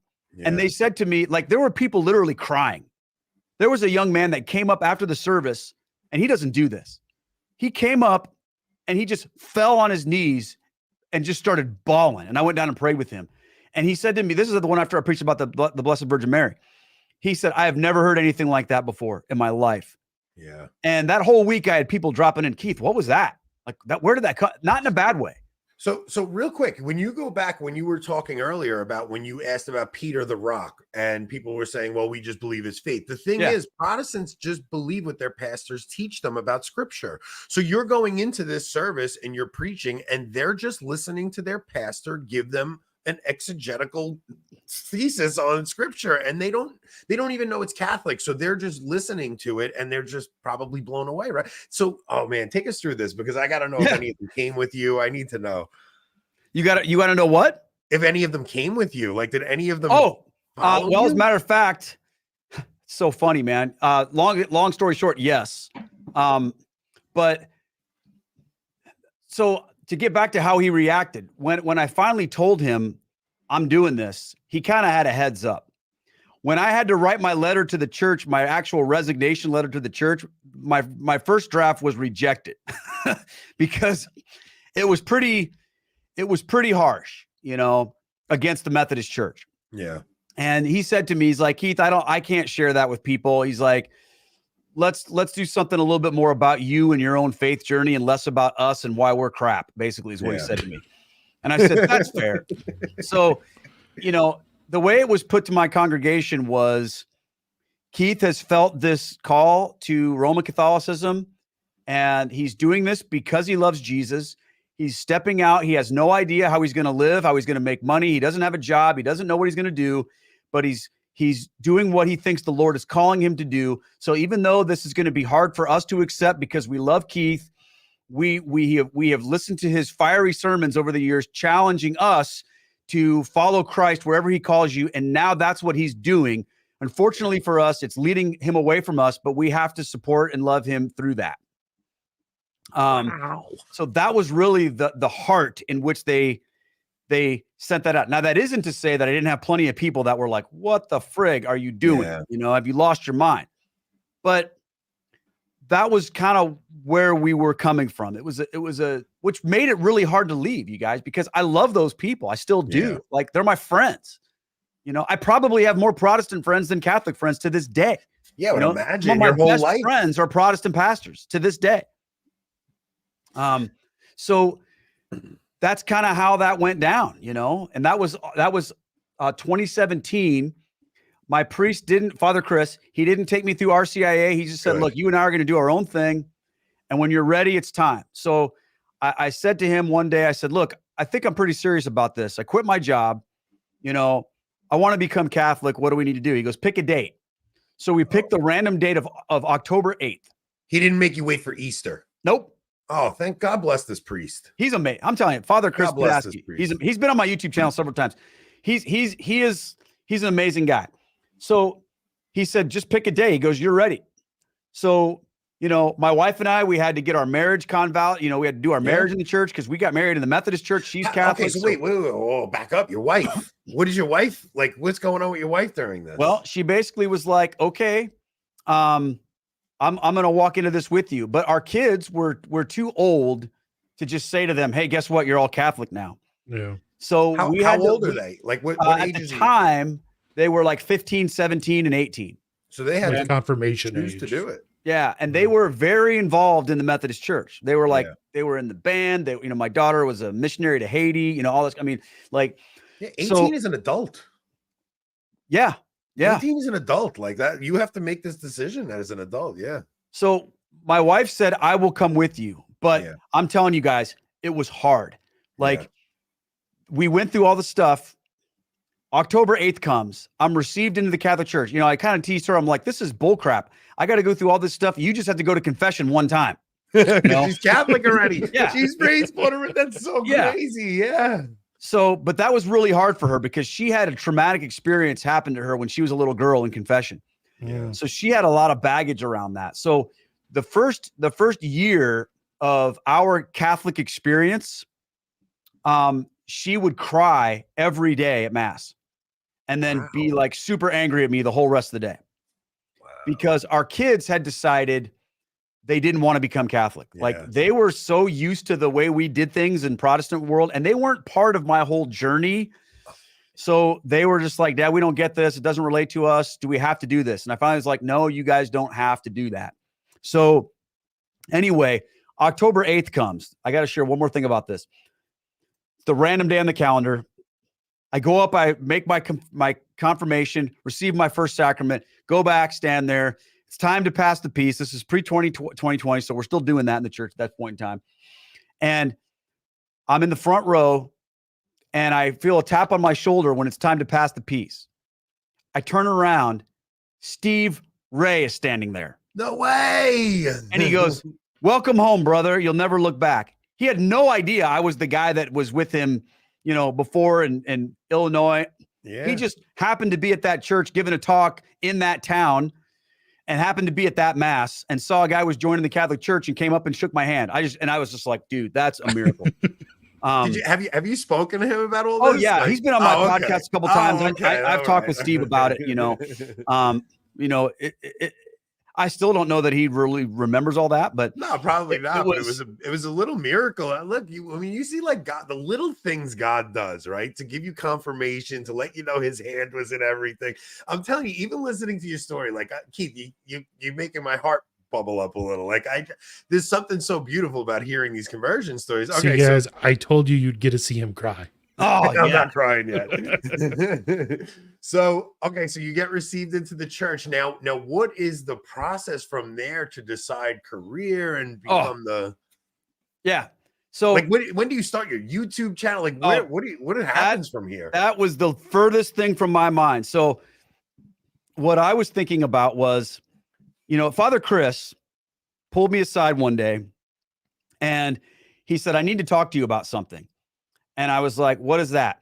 He says, people are going to try to get you to do stuff in the church because of your background. Yeah.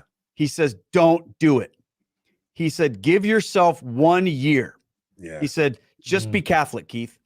He goes, I'm going to leave you alone.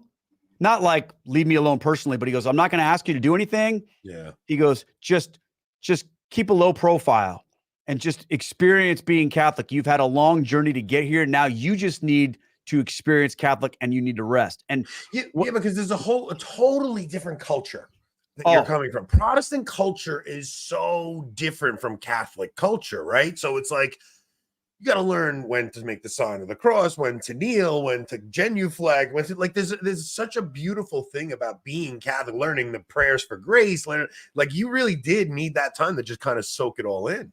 Well, that's eventually I wrote a book about that, so my thought was, I just want to be a Catholic dude who goes to mass. I don't want anybody to know that I'm a pastor. I don't want anybody to I just want to go to mass and just be Catholic. I was so excited about that. Now, as far as like job stuff goes, I just rolled into the photography world and I was like, okay, I guess I'm going to do this. And I mean, we lost about probably 75% of our income as a family, when I quit my job at the church, but we had this little business that was kind of there.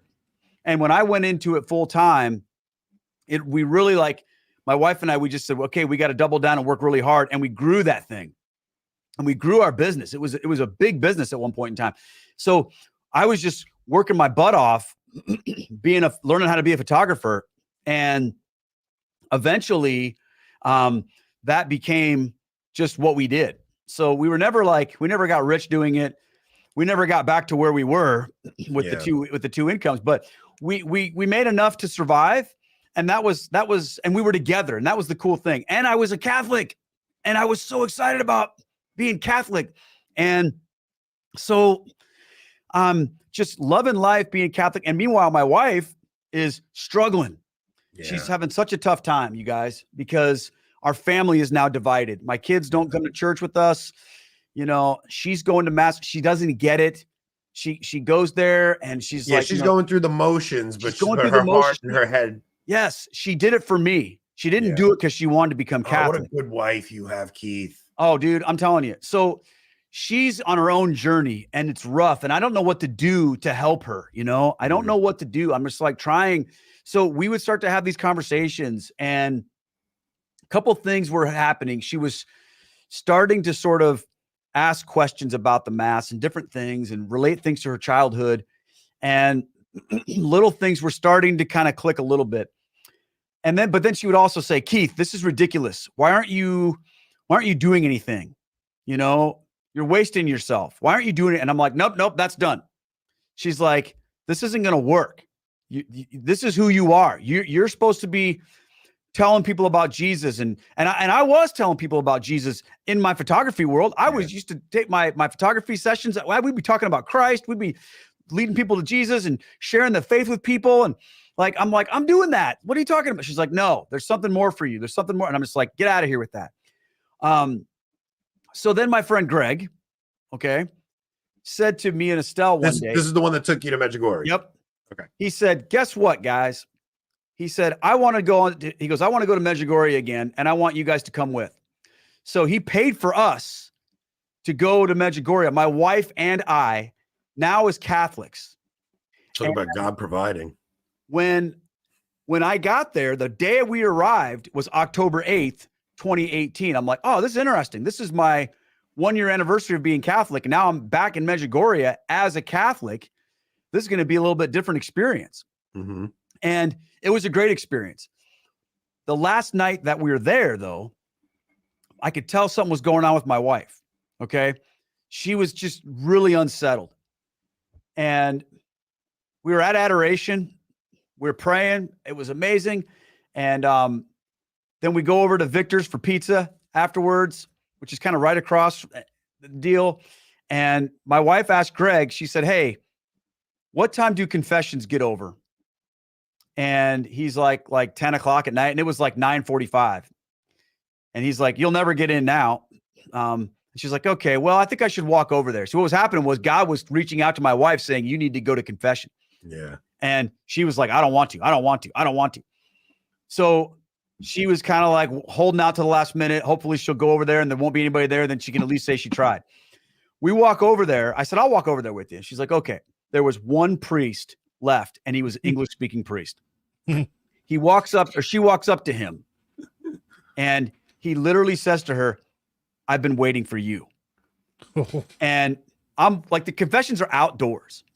So, but I can't hear what's going on. I'm kind of standing far back, but I can see that she's getting pretty worked up. My wife's Italian and Polish, man. She's just like, fill it up. She's a Philly chick. And I can see, and this priest is like, he's crying and then he's laughing and all this kind of stuff. Well, then after like a 20-minute confession, they stand up and she just hugs him. Yeah. And she comes walking back toward me. She got tears streaming down her face. And I was like, legalistic Keith. I'm like, well, what's your penance? Yeah. And she goes, I don't have one. And I'm like, what? And then she told me about this experience that she had with this priest who basically read her soul.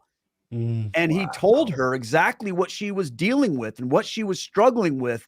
And she was so blown away by that. Like all the walls that she had in her heart that were built up to the Catholic faith and everything, just boom, gone. And he told her, he said, keep doing what you're doing. God loves you. God has a plan. Just be patient and it will all be clear very soon. And she was like a totally different person. The next day we're leaving. We're driving back to, to Split, Croatia, where we're going to fly out of. It's like 5 o'clock. It's time to pray. We're on the bus. As we're praying, I feel this lightning bolt from heaven, just boom. And I pull out my phone and I start typing in the notes. And I showed my phone to my wife and she's like, what are you doing? We're supposed to be praying, And I said, this is the book I have to write. And it said The Convert's Guide to Roman Catholicism. Yeah. And it was like, I don't know if you ever remember the scene from The Matrix where like Neo gets the thing and he decides I know Kung Fu. This is like divine revelation being plugged into your head. It was like that. It was like God just downloaded this entire book into my mind. I thought exactly what you said, Anthony, about the cultural differences. What is it like to be a convert? Not here are the points of theology, and here are the apologetic arguments, and here are this, and here's the teaching of the church, and here are the rubrics. No, we got enough of that. What we Yeah. don't have is a down-to-earth explanation of what it's like to enter into the cultural aspects of Catholicism. What do you do? How do you tell your friends you're becoming Catholic? How do you find a church? How do you what do you do for devotions? What do you start with? Because when you become a Catholic, within about 8 minutes, you've been given 9 different color scapulars, 37 rosaries, and about 58 prayer cards, and everyone's like inviting you over to their house to pray, and you're like, what do I do here? So I go back home, and I'm a photographer, dude, right? And I'm like, well, I guess I have to write this book. I've never written a book before. I don't know what I'm doing. But I went away to this monastery and I just plowed through this book, and I'm just like, okay, I don't have a publisher. I'm just a guy who takes pictures, who's Catholic. And I wrote this book and I put it out on Amazon. And in the meantime, my 1 year was up. Okay. Yeah. And then it was kind of like, okay, it was like somebody was waiting for me to have the 1 year up. So you self-published it? I self-published it. You self-published it? Both my books are self-published. I don't have a publisher. Great. So I was approached about giving my talk at my parish, for a parish witness or whatever. Keith, look, so you won't believe this. I literally just bought that book. I didn't realize Keith wrote it. No way. She just bought it. Thank you, Shelly. I hope you love it. It'll make a lot more sense now that you've heard this story. So I was, they asked me, they said, hey, Keith, will you give your witness talk or whatever? That's what they call it in the Catholic Church. Yeah. In the Protestant world, it's called your testimony. In the Catholic world, it's called your witness talk. And I'm like, yeah, sure, I'll do that. So I remember they were like, well, can we get together for a practice talk? And these dudes were like hounding me for a written version of my talk. And I'm like, all right. So I wrote it out. And then they're like, well, we need to schedule the practice talk. And I was like, guys, I was a pastor for 20 years. I don't need to practice this talk. Yeah. But they were like, well, that's our policy. I'm like, fine. Is this a parish? Yeah, this is in our parish. So I went and I gave the practice talk, and the people I gave the practice talk to were just like, oh, wow. Well, then they started hyping it, right? And so I thought to myself, well, I don't know that anybody's going to show up to this thing. I mean, I don't know anybody really in the church. I'm keeping pretty low profile. And I had spent all day on the road visiting photographers, because by this time I had to get a second job. So I was now a consultant to other photographers, traveling around, helping them build their businesses. I had been on the road all day, and it was time for me to give my talk. I rolled in after being on the road for like 10 hours into my parish, and there were like 300 or 400 people in there. I couldn't believe this is the talk I watched today. No, this is a different one. Oh, okay. This is the one. If you go to my it just says Keith Nestor's conversion story. Okay? Yeah, okay. I saw that one. That was the one right after. That's the one. Yeah. So I gave that talk, and I had done one other one, I think, at that point in time, called "What's So Great About Being Catholic" or whatever. And somebody sent me the files, and I didn't know what to do with them. So I just parked them on YouTube. I just made a YouTube channel, and I literally uploaded them. And I mean, this is how, to this day, right? How just ignorant I was of the whole YouTube thing. Whatever thumbnail it picked is what the thumbnail is. And literally the description was Protestant becomes Catholic. That video has 260,000 views. No, it's got 330 some thousand views. 378. Yeah, it's like, holy cow, man. You just see, you know what that is? That's the Spirit of God taking that conversion story and just taking it. Well, the one that you watched, Keith's first talk, that one I did in December. So that one I kind of like, I was willing to give one talk to, because that was Greg's church. Greg said, hey, because I had told everybody else I'm not doing this, but Greg was like, will you please come and share this? A lot of the people that were there, it was really more of like the people that I went to Medjugorje with the first time all came to hear my story. Yeah, so, that's probably so amazing for them, right? They were like blown away by it when you went. So I parked those videos on YouTube, and I just completely forgot about them. Yeah. I had this book I was working on, didn't know what I was going to do with it. But I didn't care, because I wasn't trying. Like, here's the thing. I tell guys this all the time who are going to become Catholic, and they're all like, okay, well, how do I start a podcast? I'm like, I don't know. Like that. Maybe you should, maybe you shouldn't. I don't know. But like, I never made a plan to do any of this stuff. It just kind of happened. I parked my videos on YouTube. I put my book up there, and then I just went back to doing my thing.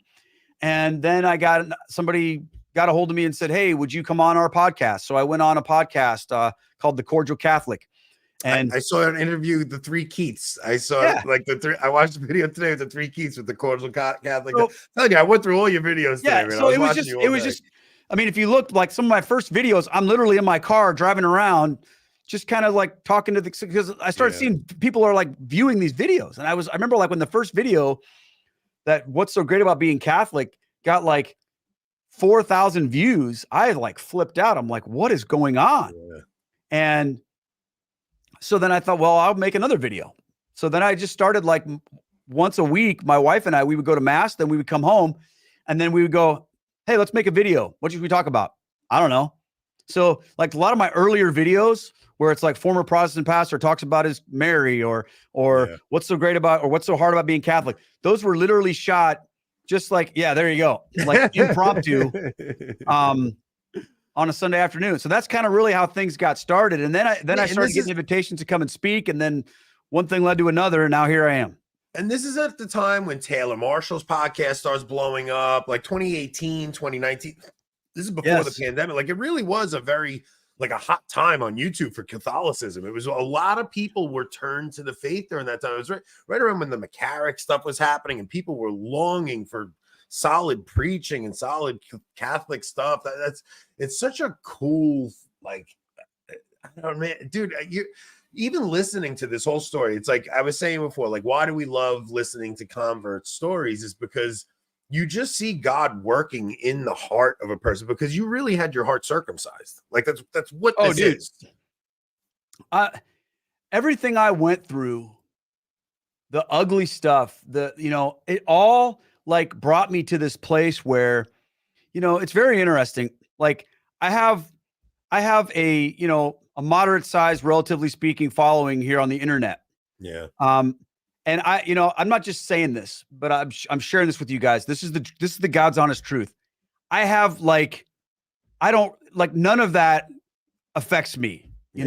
I am not at all caught up in trying to grow some big YouTube channel or some big thing. Like I could give a flying rip about how many followers and what I care about is this. I just want to make content that helps people grow in their faith and become Catholic and helps Catholics get fired up about their faith and helps people who are considering Catholicism, like make that journey and praise God. Like I'm talking to a guy tomorrow morning who reached out to me. People do that all the time. And I talk to people, right? Who he's quitting his job. He's been a pastor for 9 months. He just became a pastor and he quit his job because he wants to become Catholic. And like, I get to help these people. One kid reached out to me and was like, hey, my girlfriend's Catholic and I got to talk her out of that. But then I watched your videos and now I want to talk, ask questions. Right? Long story short, I sent him a copy of the book and a rosary. I've been praying for him. 6 months later, he asked me to be his confirmation sponsor. And I drove 9 hours down to Louisville, Kentucky to bring him into the church, That's awesome. When he came into the church, like that's what I love to do, man. But if I was like Keith 15, 20 years ago, I don't know that I would have been able to handle any of that kind of stuff. But like really now it's so not about me. It's so not about trying to have some big following or whatever. Like I really don't care about that. I just care about, I just love being Catholic so much. I just, every day I wake up and I'm so thankful and I'm so, I don't know. Somebody asked me one time when, they said to me, you're just in your honeymoon phase. You get over it. Then you'll be like the rest of us. And what's the rest of us? What do you mean? This is like, you want to know why they were like, oh yeah, you'll be, and I'm just like, nope, sorry, man. Like I still get weepy eyed sometimes in mass. I like when the priest raises the host, even the Novus Ordo, when he says, behold the Lamb of God. Behold, now I know what it means in Latin, but it doesn't matter. I'm just like, I'm so moved by this. And I'm so grateful to the Lord for what he's done in my life, just as a man, right? For where I am, just to be in the church. Like that's the goal. But so many people take that for granted. I don't know, man. Seeing the fervor of a Protestant convert, it's like they really truly see the pearl of great price that they gave up everything for. And I think like I see God's providence so much in those Protestant converts that really did come in the 80s, 90s. They catechized the cradle Catholics that weren't getting catechesis, and they really did light a fire in all of our souls, right? Like Rob and I started this channel because there was so much negativity and focus on the drama in Rome that we were like, dude, we gotta bring some joy to this arena. Amen. Like we gotta That's bring what I a love little about joy. you guys. You guys are hilarious. You know, just to make people laugh. It's so Well, crazy how much negativity's out there. Like I want people when they tune into us that they walk away, they don't feel dejected like everything's doom and gloom. I want them to walk away and go, we hung out with our friends tonight, we laughed about being Catholic, and we got some joy out of our night, you know. And that's how I feel. That's why I love what you guys are doing here, because it's fun. And I think I think and even, you know, even within the whole, like, you know, kind of trad world or whatever, I think people have lost that sense of, you know, it's okay to have fun. Like, you don't have to be, you don't have to be miserable. I sometimes I'll run into people who I'll see them in mass, and I don't know them personally, but I'll see them in mass and they just look like somebody literally kicked their cat before they got there. But then when you talk to them in the parking lot, they're like, hey, how's it going? You know, whatever. And I'm like, why do you do this? You know, when you're in mass, but when you get outside, like, you're happy. You're inside. Christ is there. Yeah. You can be joyful there too. Like we should, that's part of our witness is it's so important, you know, to show people that joyful and show people that like you're excited to still be Catholic and stuff. And it's like, and you still got to do those deep dives in scripture, and you got to absolutely. It's like the things that I'm seeing out there really were discouraging me, and I'm like, this space needs something, man. Like it needs something different. Like everybody's just and I'm so glad I chose Rob to do this with me, because I think people need to see like buddies just hanging and talking too. You know, it's like it really is. Most people that watch our show say it feels. Look, what did she say? She said,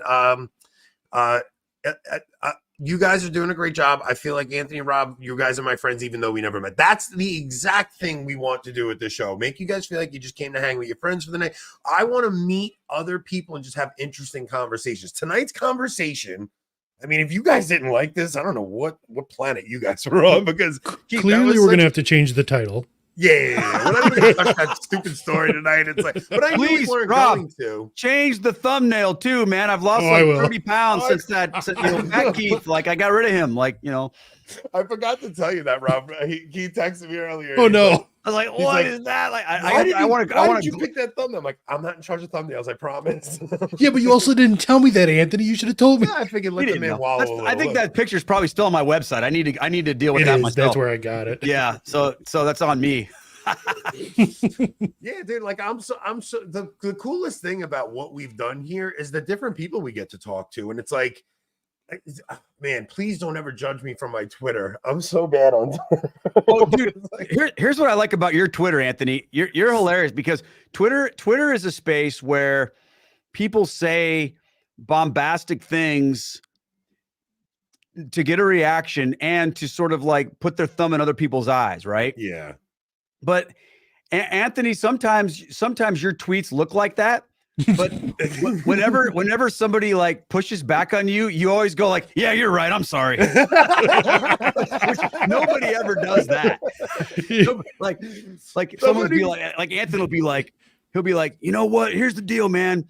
If you don't spin around 3 times and jump up and down before you say grace, then you are a hellbound heretic. And if someone's like, I'm not sure about that. If you say among instead of amongst, you know, among versus among. Yeah, listen, because there are actually people out there that say stuff like that and mean it.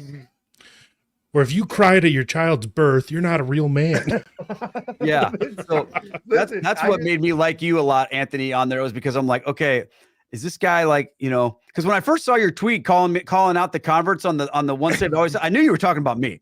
I was like, because I just made that video, and I was like, The freak's this guy talking about? Like what? We can't talk about this anymore? You think everybody's already talked about it? Hey, and you were like, yeah, that was right, man. I was so jealous because our channel was wallowing and just not doing anything. I'm like, these guys, they put a video about Sola Scriptura out and they got 100,000 views. And we're over here like killing ourselves. We got 200 views, but it's just, I think at that point you told me I should just put that as the title for a that was what video. it was. It was clickbait. I go just put in the title the argument against Sola Scriptura you've never heard, and then it was just something completely different.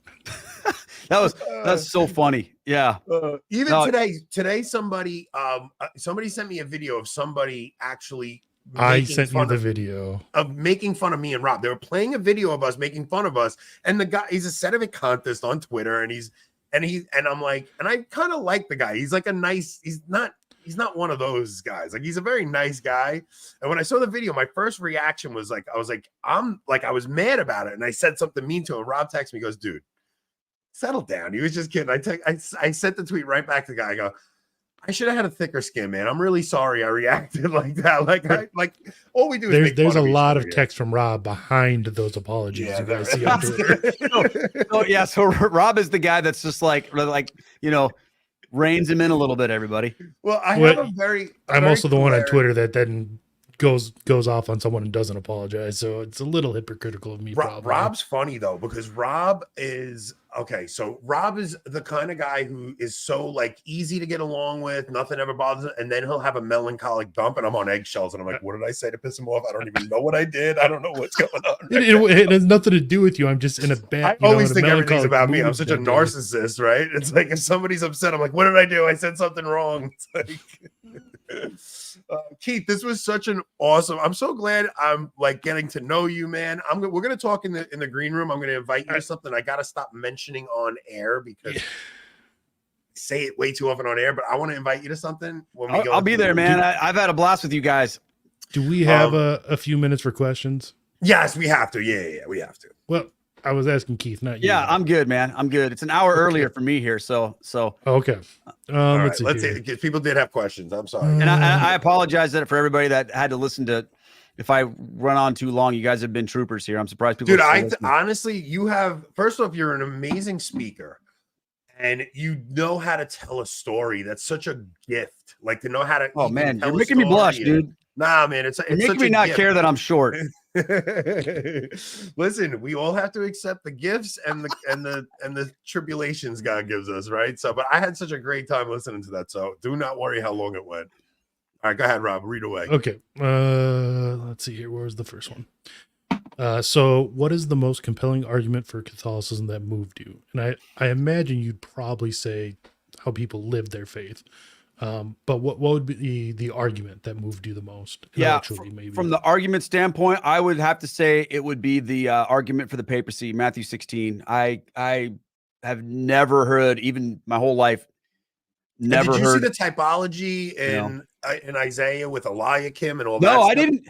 That I figured out later. But yeah, just to me, it's just like the logical understanding of how Jesus passes down his authority to the church so that it can teach the faith accurately, and you see him doing that with Peter right there. Like, to me, that's the most compelling argument for Catholicism. Yeah. I'm so grateful for the Protestant converts because they really taught me my faith. Like, I'm not even kidding.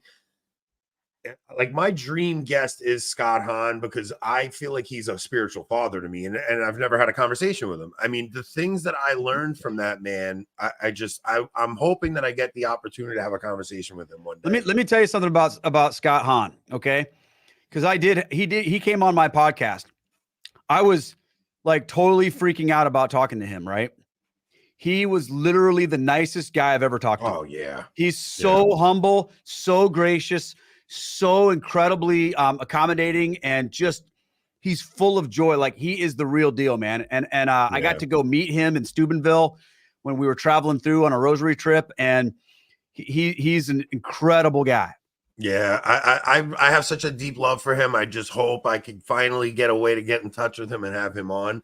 And Short Farrell saying, please have Keith back on. Keith's going to be a friend of the show, guys. I promise you, Keith will come back on. That's not going to be a problem. He has no other choice at this point. No, I don't let my guests just be one timers. Like we develop friendships on this show, and I hope that people see that. So, what else you got, Rob? So this one is from someone who is an atheist or at least agnostic. He says, how do you reconcile faith and reason in Catholic theology?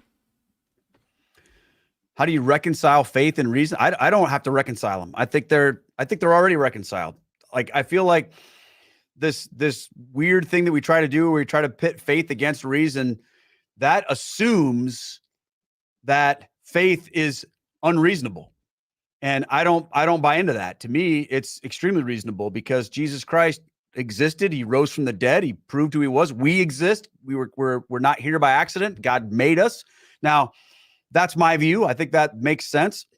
So the bigger question is how what does it look like for you?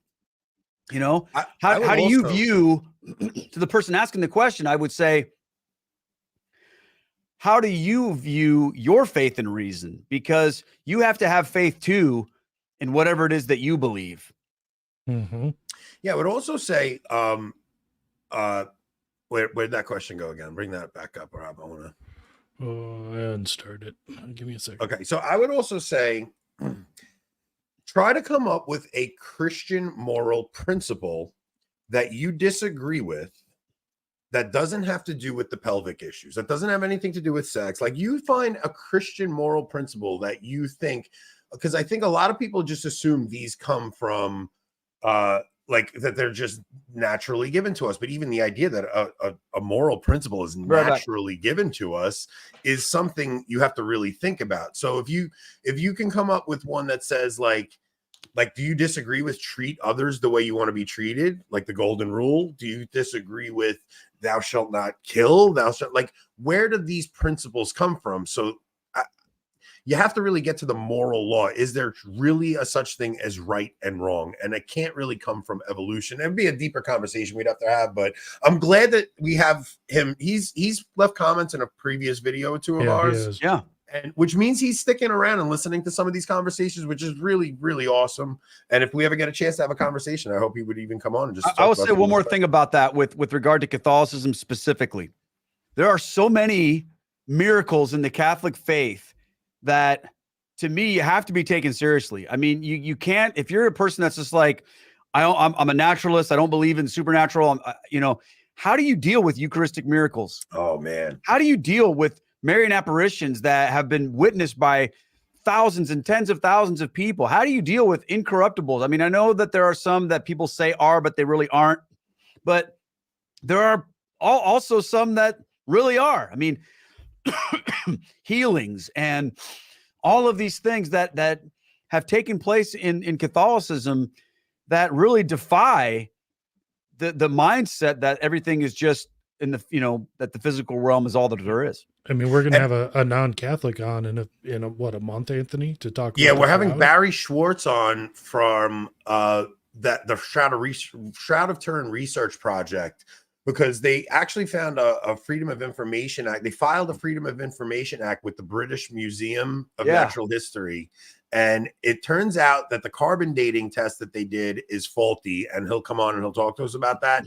Now, also, if you're the person that asked that, if you're willing to read anything, I'm begging you to buy Mere Christianity by C.S. Lewis and read the first 3 chapters. That's it. Not the whole book, the first 3 chapters. And it goes into reason, and it goes into the natural law. And I promise you, those arguments will intrigue you and make you think a little deeper. Another good book for that too, and that's not a Catholic book. This one isn't either, but same kind of vibe. It's very influenced by C.S. Lewis. Tim Keller's The Reason for God. That's a more kind of modern take on Mere Christianity for like a more 20th century, 21st century audience. But yeah, I mean, read those things. The Case for Christ is another great one. The Case for Christ was very pivotal in my early on in my faith journey. So we got any others, Rob? Yeah, well, we should probably go through them fast here. Yeah. We didn't really touch on this, but how has the the Latin Mass affected your faith? Well, the Latin Mass affected my faith just from the standpoint of the experience of it has just hits me, you know, on an emotional and on an experiential level. I love I feel like I'm immersed in the worship in that. And so to me, it's been very powerful. Now, at the same time, I would also say that I have had awesome experiences at Novus Ordo masses too. So I'm not a Latin Mass or else, you know, or nothing guy. We call that no salvation outside the TLM. Like, Yeah, we're not those guys. Like, I'm if not you don't that have guy, but yeah. I love me some TLM. Yeah. There's something awesome also just about having access to a ritual that had been going on for thousands of years. Like, you're being transported into the liturgy of our ancestors and of the people that the shoulders that we stand on from our past. And there's something just on that level alone is just beautiful to go and see something that has been practiced for centuries and centuries. All right, we got next, Rob. So how did you overcome scrupulosity when you converted? I think maybe this is one of my holdouts from being a Protestant. I don't know if that's the right word. Something that I carried with me, because there are some things that when you become Catholic, there are parts of who you are as a Protestant that stay, you know? And I've always had this sense that God pours grace upon us in ways that go beyond our, that cover our failings. So to me, people are scrupulous when they're too focused on that it's all about them, that it's all on them. If I have to do everything perfectly, if I mess up, then I'm in trouble. If like the God's just waiting for me to mess up. And I don't have that view of God. So, and you could say that's from being a Protestant. I don't know. I know some Protestants that are like that, but I feel like God knows my heart. And if my heart is pursuing God, then his grace is going to cover me in the areas that I mess up, you know, because there are a lot. Plus, I also take very, very seriously the authority of the church. And when a priest says to me, I absolve you of your sins in the name of the Father, Son, Holy Spirit, to me, I go, okay, I believe that. And I bring a lot of things before my priests, you know, and talk about if I'm having those issues. And if they tell me I need to do something different, I do. To me, it's all about obedience and trust. And scrupulosity to me is more about fear and a lack of trust. So I think that if you want to overcome scrupulosity, you have to up your trust and you have to up your obedience. And then you can make some progress with that. But maybe you have to do some work on your own theological framework and understand how much you're loved by God. Maybe that would help too. But I didn't have like the whole scrupulosity thing, like from the standpoint of, oh my gosh, God's going to destroy me if I don't do everything perfect. I know that I'm not going to do everything perfectly. And I know that God's grace covers me in that, because I also know that I'm really trying to seek him. Yeah.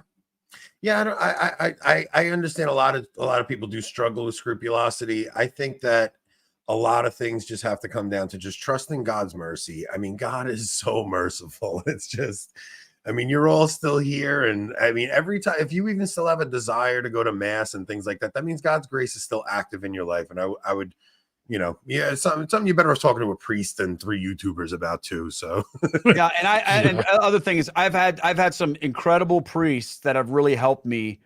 You know, I think some people have bad scrupulosity because they have maybe been catechized, or their experience has been like, my wife struggled because she had a really bad experience when she was a little girl in confession. Yeah. I've never had a bad experience in confession. So like maybe that's part of it too. So I can't take credit for that. God's just blessed me with good people. Yeah, the more you go to confession, the easier it gets. The more you put it off, the less you want to go, guys. So I mean, I would encourage monthly confession at minimum. Yeah. Monthly confession is such a great habit to get into. Once every 4 weeks, you just go. Even if you're not in mortal sin, it's good to just go. And because if you let these things build up, you get a little desensitized, and then you don't want to go. And so, go ahead, Rob. Okay, we have 2 more. So this one is, do you have any advice for converting with a a spouse that doesn't want to convert, or what advice would you give to convert a spouse? Yeah, that's tough. My advice is this: be patient with your spouse, because they don't understand what you're doing. And you have to be patient with them because they don't get where you are. So that's part one. Part two is you have to show them that your conversion to Catholicism has made you a better Christian, has made you more holy, has made you more loving, has made you more kind, has made you a better version of who you were. Because eventually that's what's going to set the tone in your relationship. My wife didn't convert right away when I did, and I kept trying to give her arguments, and there was a brick wall there. Like, it just wasn't, no matter how much I tried to show her the logic behind why Catholicism is just nothing was it. Women are not logical, guys. We have to understand this. They can't drive and they're not logical. I knew that was coming. I knew that was going to come out here one of these days. Yeah, you've seen his Twitter. Keith, I have. You know. I have. Yeah, I think arguments are only going to get you so far, and I think you just have to, it depends on your spouse. Like, if you have a spouse who wants to have those arguments, then have them. Yeah. But if your spouse is like, look, I'm sick of talking about this, I don't want to hear about this, then you gotta stop. The worst thing you can do is shove it down their throats and make them watch stuff and make them read stuff and spam them with all the stuff and we got to quit doing that. I would say prayer and fasting is so powerful, first off. And I mean, the little thing that I did was I was praying the rosary with my daughters, teaching my daughters to pray the rosary in Latin. And my wife would be in the kitchen doing dishes, and she just overheard it. And just the beauty of what I was doing with my kids lit my wife's heart on fire. So I just had to just shut up. Like, I kept trying to convince her, and it was not getting anywhere. Yeah. And I just finally said, I'm going to shut up. God, this is on you. You convert hearts, not me. And I think he was trying to teach me a lesson in that too. So that's so important. Yeah. What you just said is perfect. So what else we got? Was Keith affected by the various scandals in the church when converting? And maybe just in general, what advice do you have for Catholics struggling with some of the controversies in the church? Yeah, that's really hard. The reason why that's hard for converts is because their friends all are going to throw that in their face. I didn't really struggle with that a whole lot because I'm used to scandals everywhere, and that's kind of the thing that we don't really recognize as Catholics oftentimes is there are scandals in every church, every denomination, every group. So it's not like the Catholic Church has the corner on the market. The Catholic Church is probably better at having scandals than everybody else, but and I think you know what I mean by saying that, but they're everywhere. Human beings are sinners, and it's unfortunate. And I'm not blowing it off as though it's not a big deal, because it is. But the failures of human beings do not negate the truth of what the faith is. Yeah. And that's what you have to focus on. First off, Sure Farrell, thank you so much. Like, you guys don't know how grateful we are when you guys do those little things for us. Like, it really does mean a lot to us. Keith, this was such a powerful show. Guys, I'm going to ask you guys all to share stuff like this, because when you have a show that's uplifting and really can inspire people I think a show like this should inspire you to be a little more courageous about discussing your faith with people at work, maybe things like that. I know somebody bringing people to Medjugorje. Well, Medjugorje promoters. And of course, you guys can't forget, all of your friends that are super interested in the trad counterculture of Europe right now. Wait, can we explain the story behind that? So we had an article we were going to read about that, but when I messaged Keith, I said, Keith, we're going to play a goofy video or two, and then we'll talk about your conversion story, and then we'll get into that article. But Keith, your story was so powerful. 2 hours later, yeah, like, I'm not going to touch that story. We'll do that another night.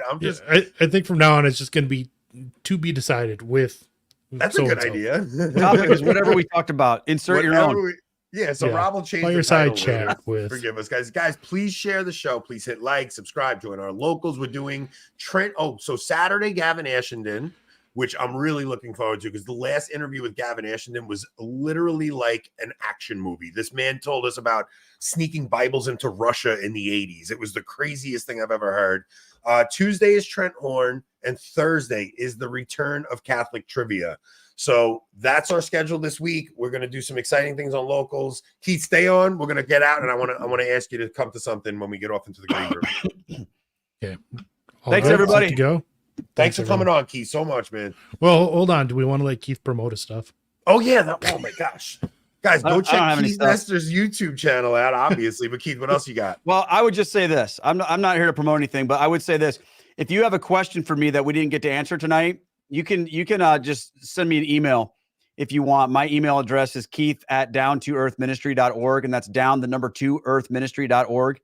So just email me if there were questions tonight that you were like, dang it, we didn't get to ask that. And I'll do my best to get to you. There you go, right there. I'll do my best to get back to everybody. I respond as best I can, as quickly as I can. So he also responds to YouTube comments, apparently, because I left a comment on one of his channels and he responded to it. So, oh my gosh, Rob and I always read the YouTube comments because they're some of the most amazing comments you get. Like whenever somebody leaves us like a touching comment, I'm just like, holy cow, man! People are getting something from it. The best moment of doing this so far was the comment that the person went back to confession after I don't know, beautiful, a couple decades, right? Yeah, he said listening to us talk, it inspired him to go back to confession. It's like if people are getting anything like nourishing from this, that's like you couldn't ask for more. That's why we do what we do, man. It's such an honor. So, all right, guys, thank you so much for hanging. This is a long one tonight. It was good. We have a rule: if the episode is under an hour, the guest stinks. If it hits an hour and a half, we have a good guest. This was a good one. So, all right, Keith, thank you so much. Thank you, guys, everyone.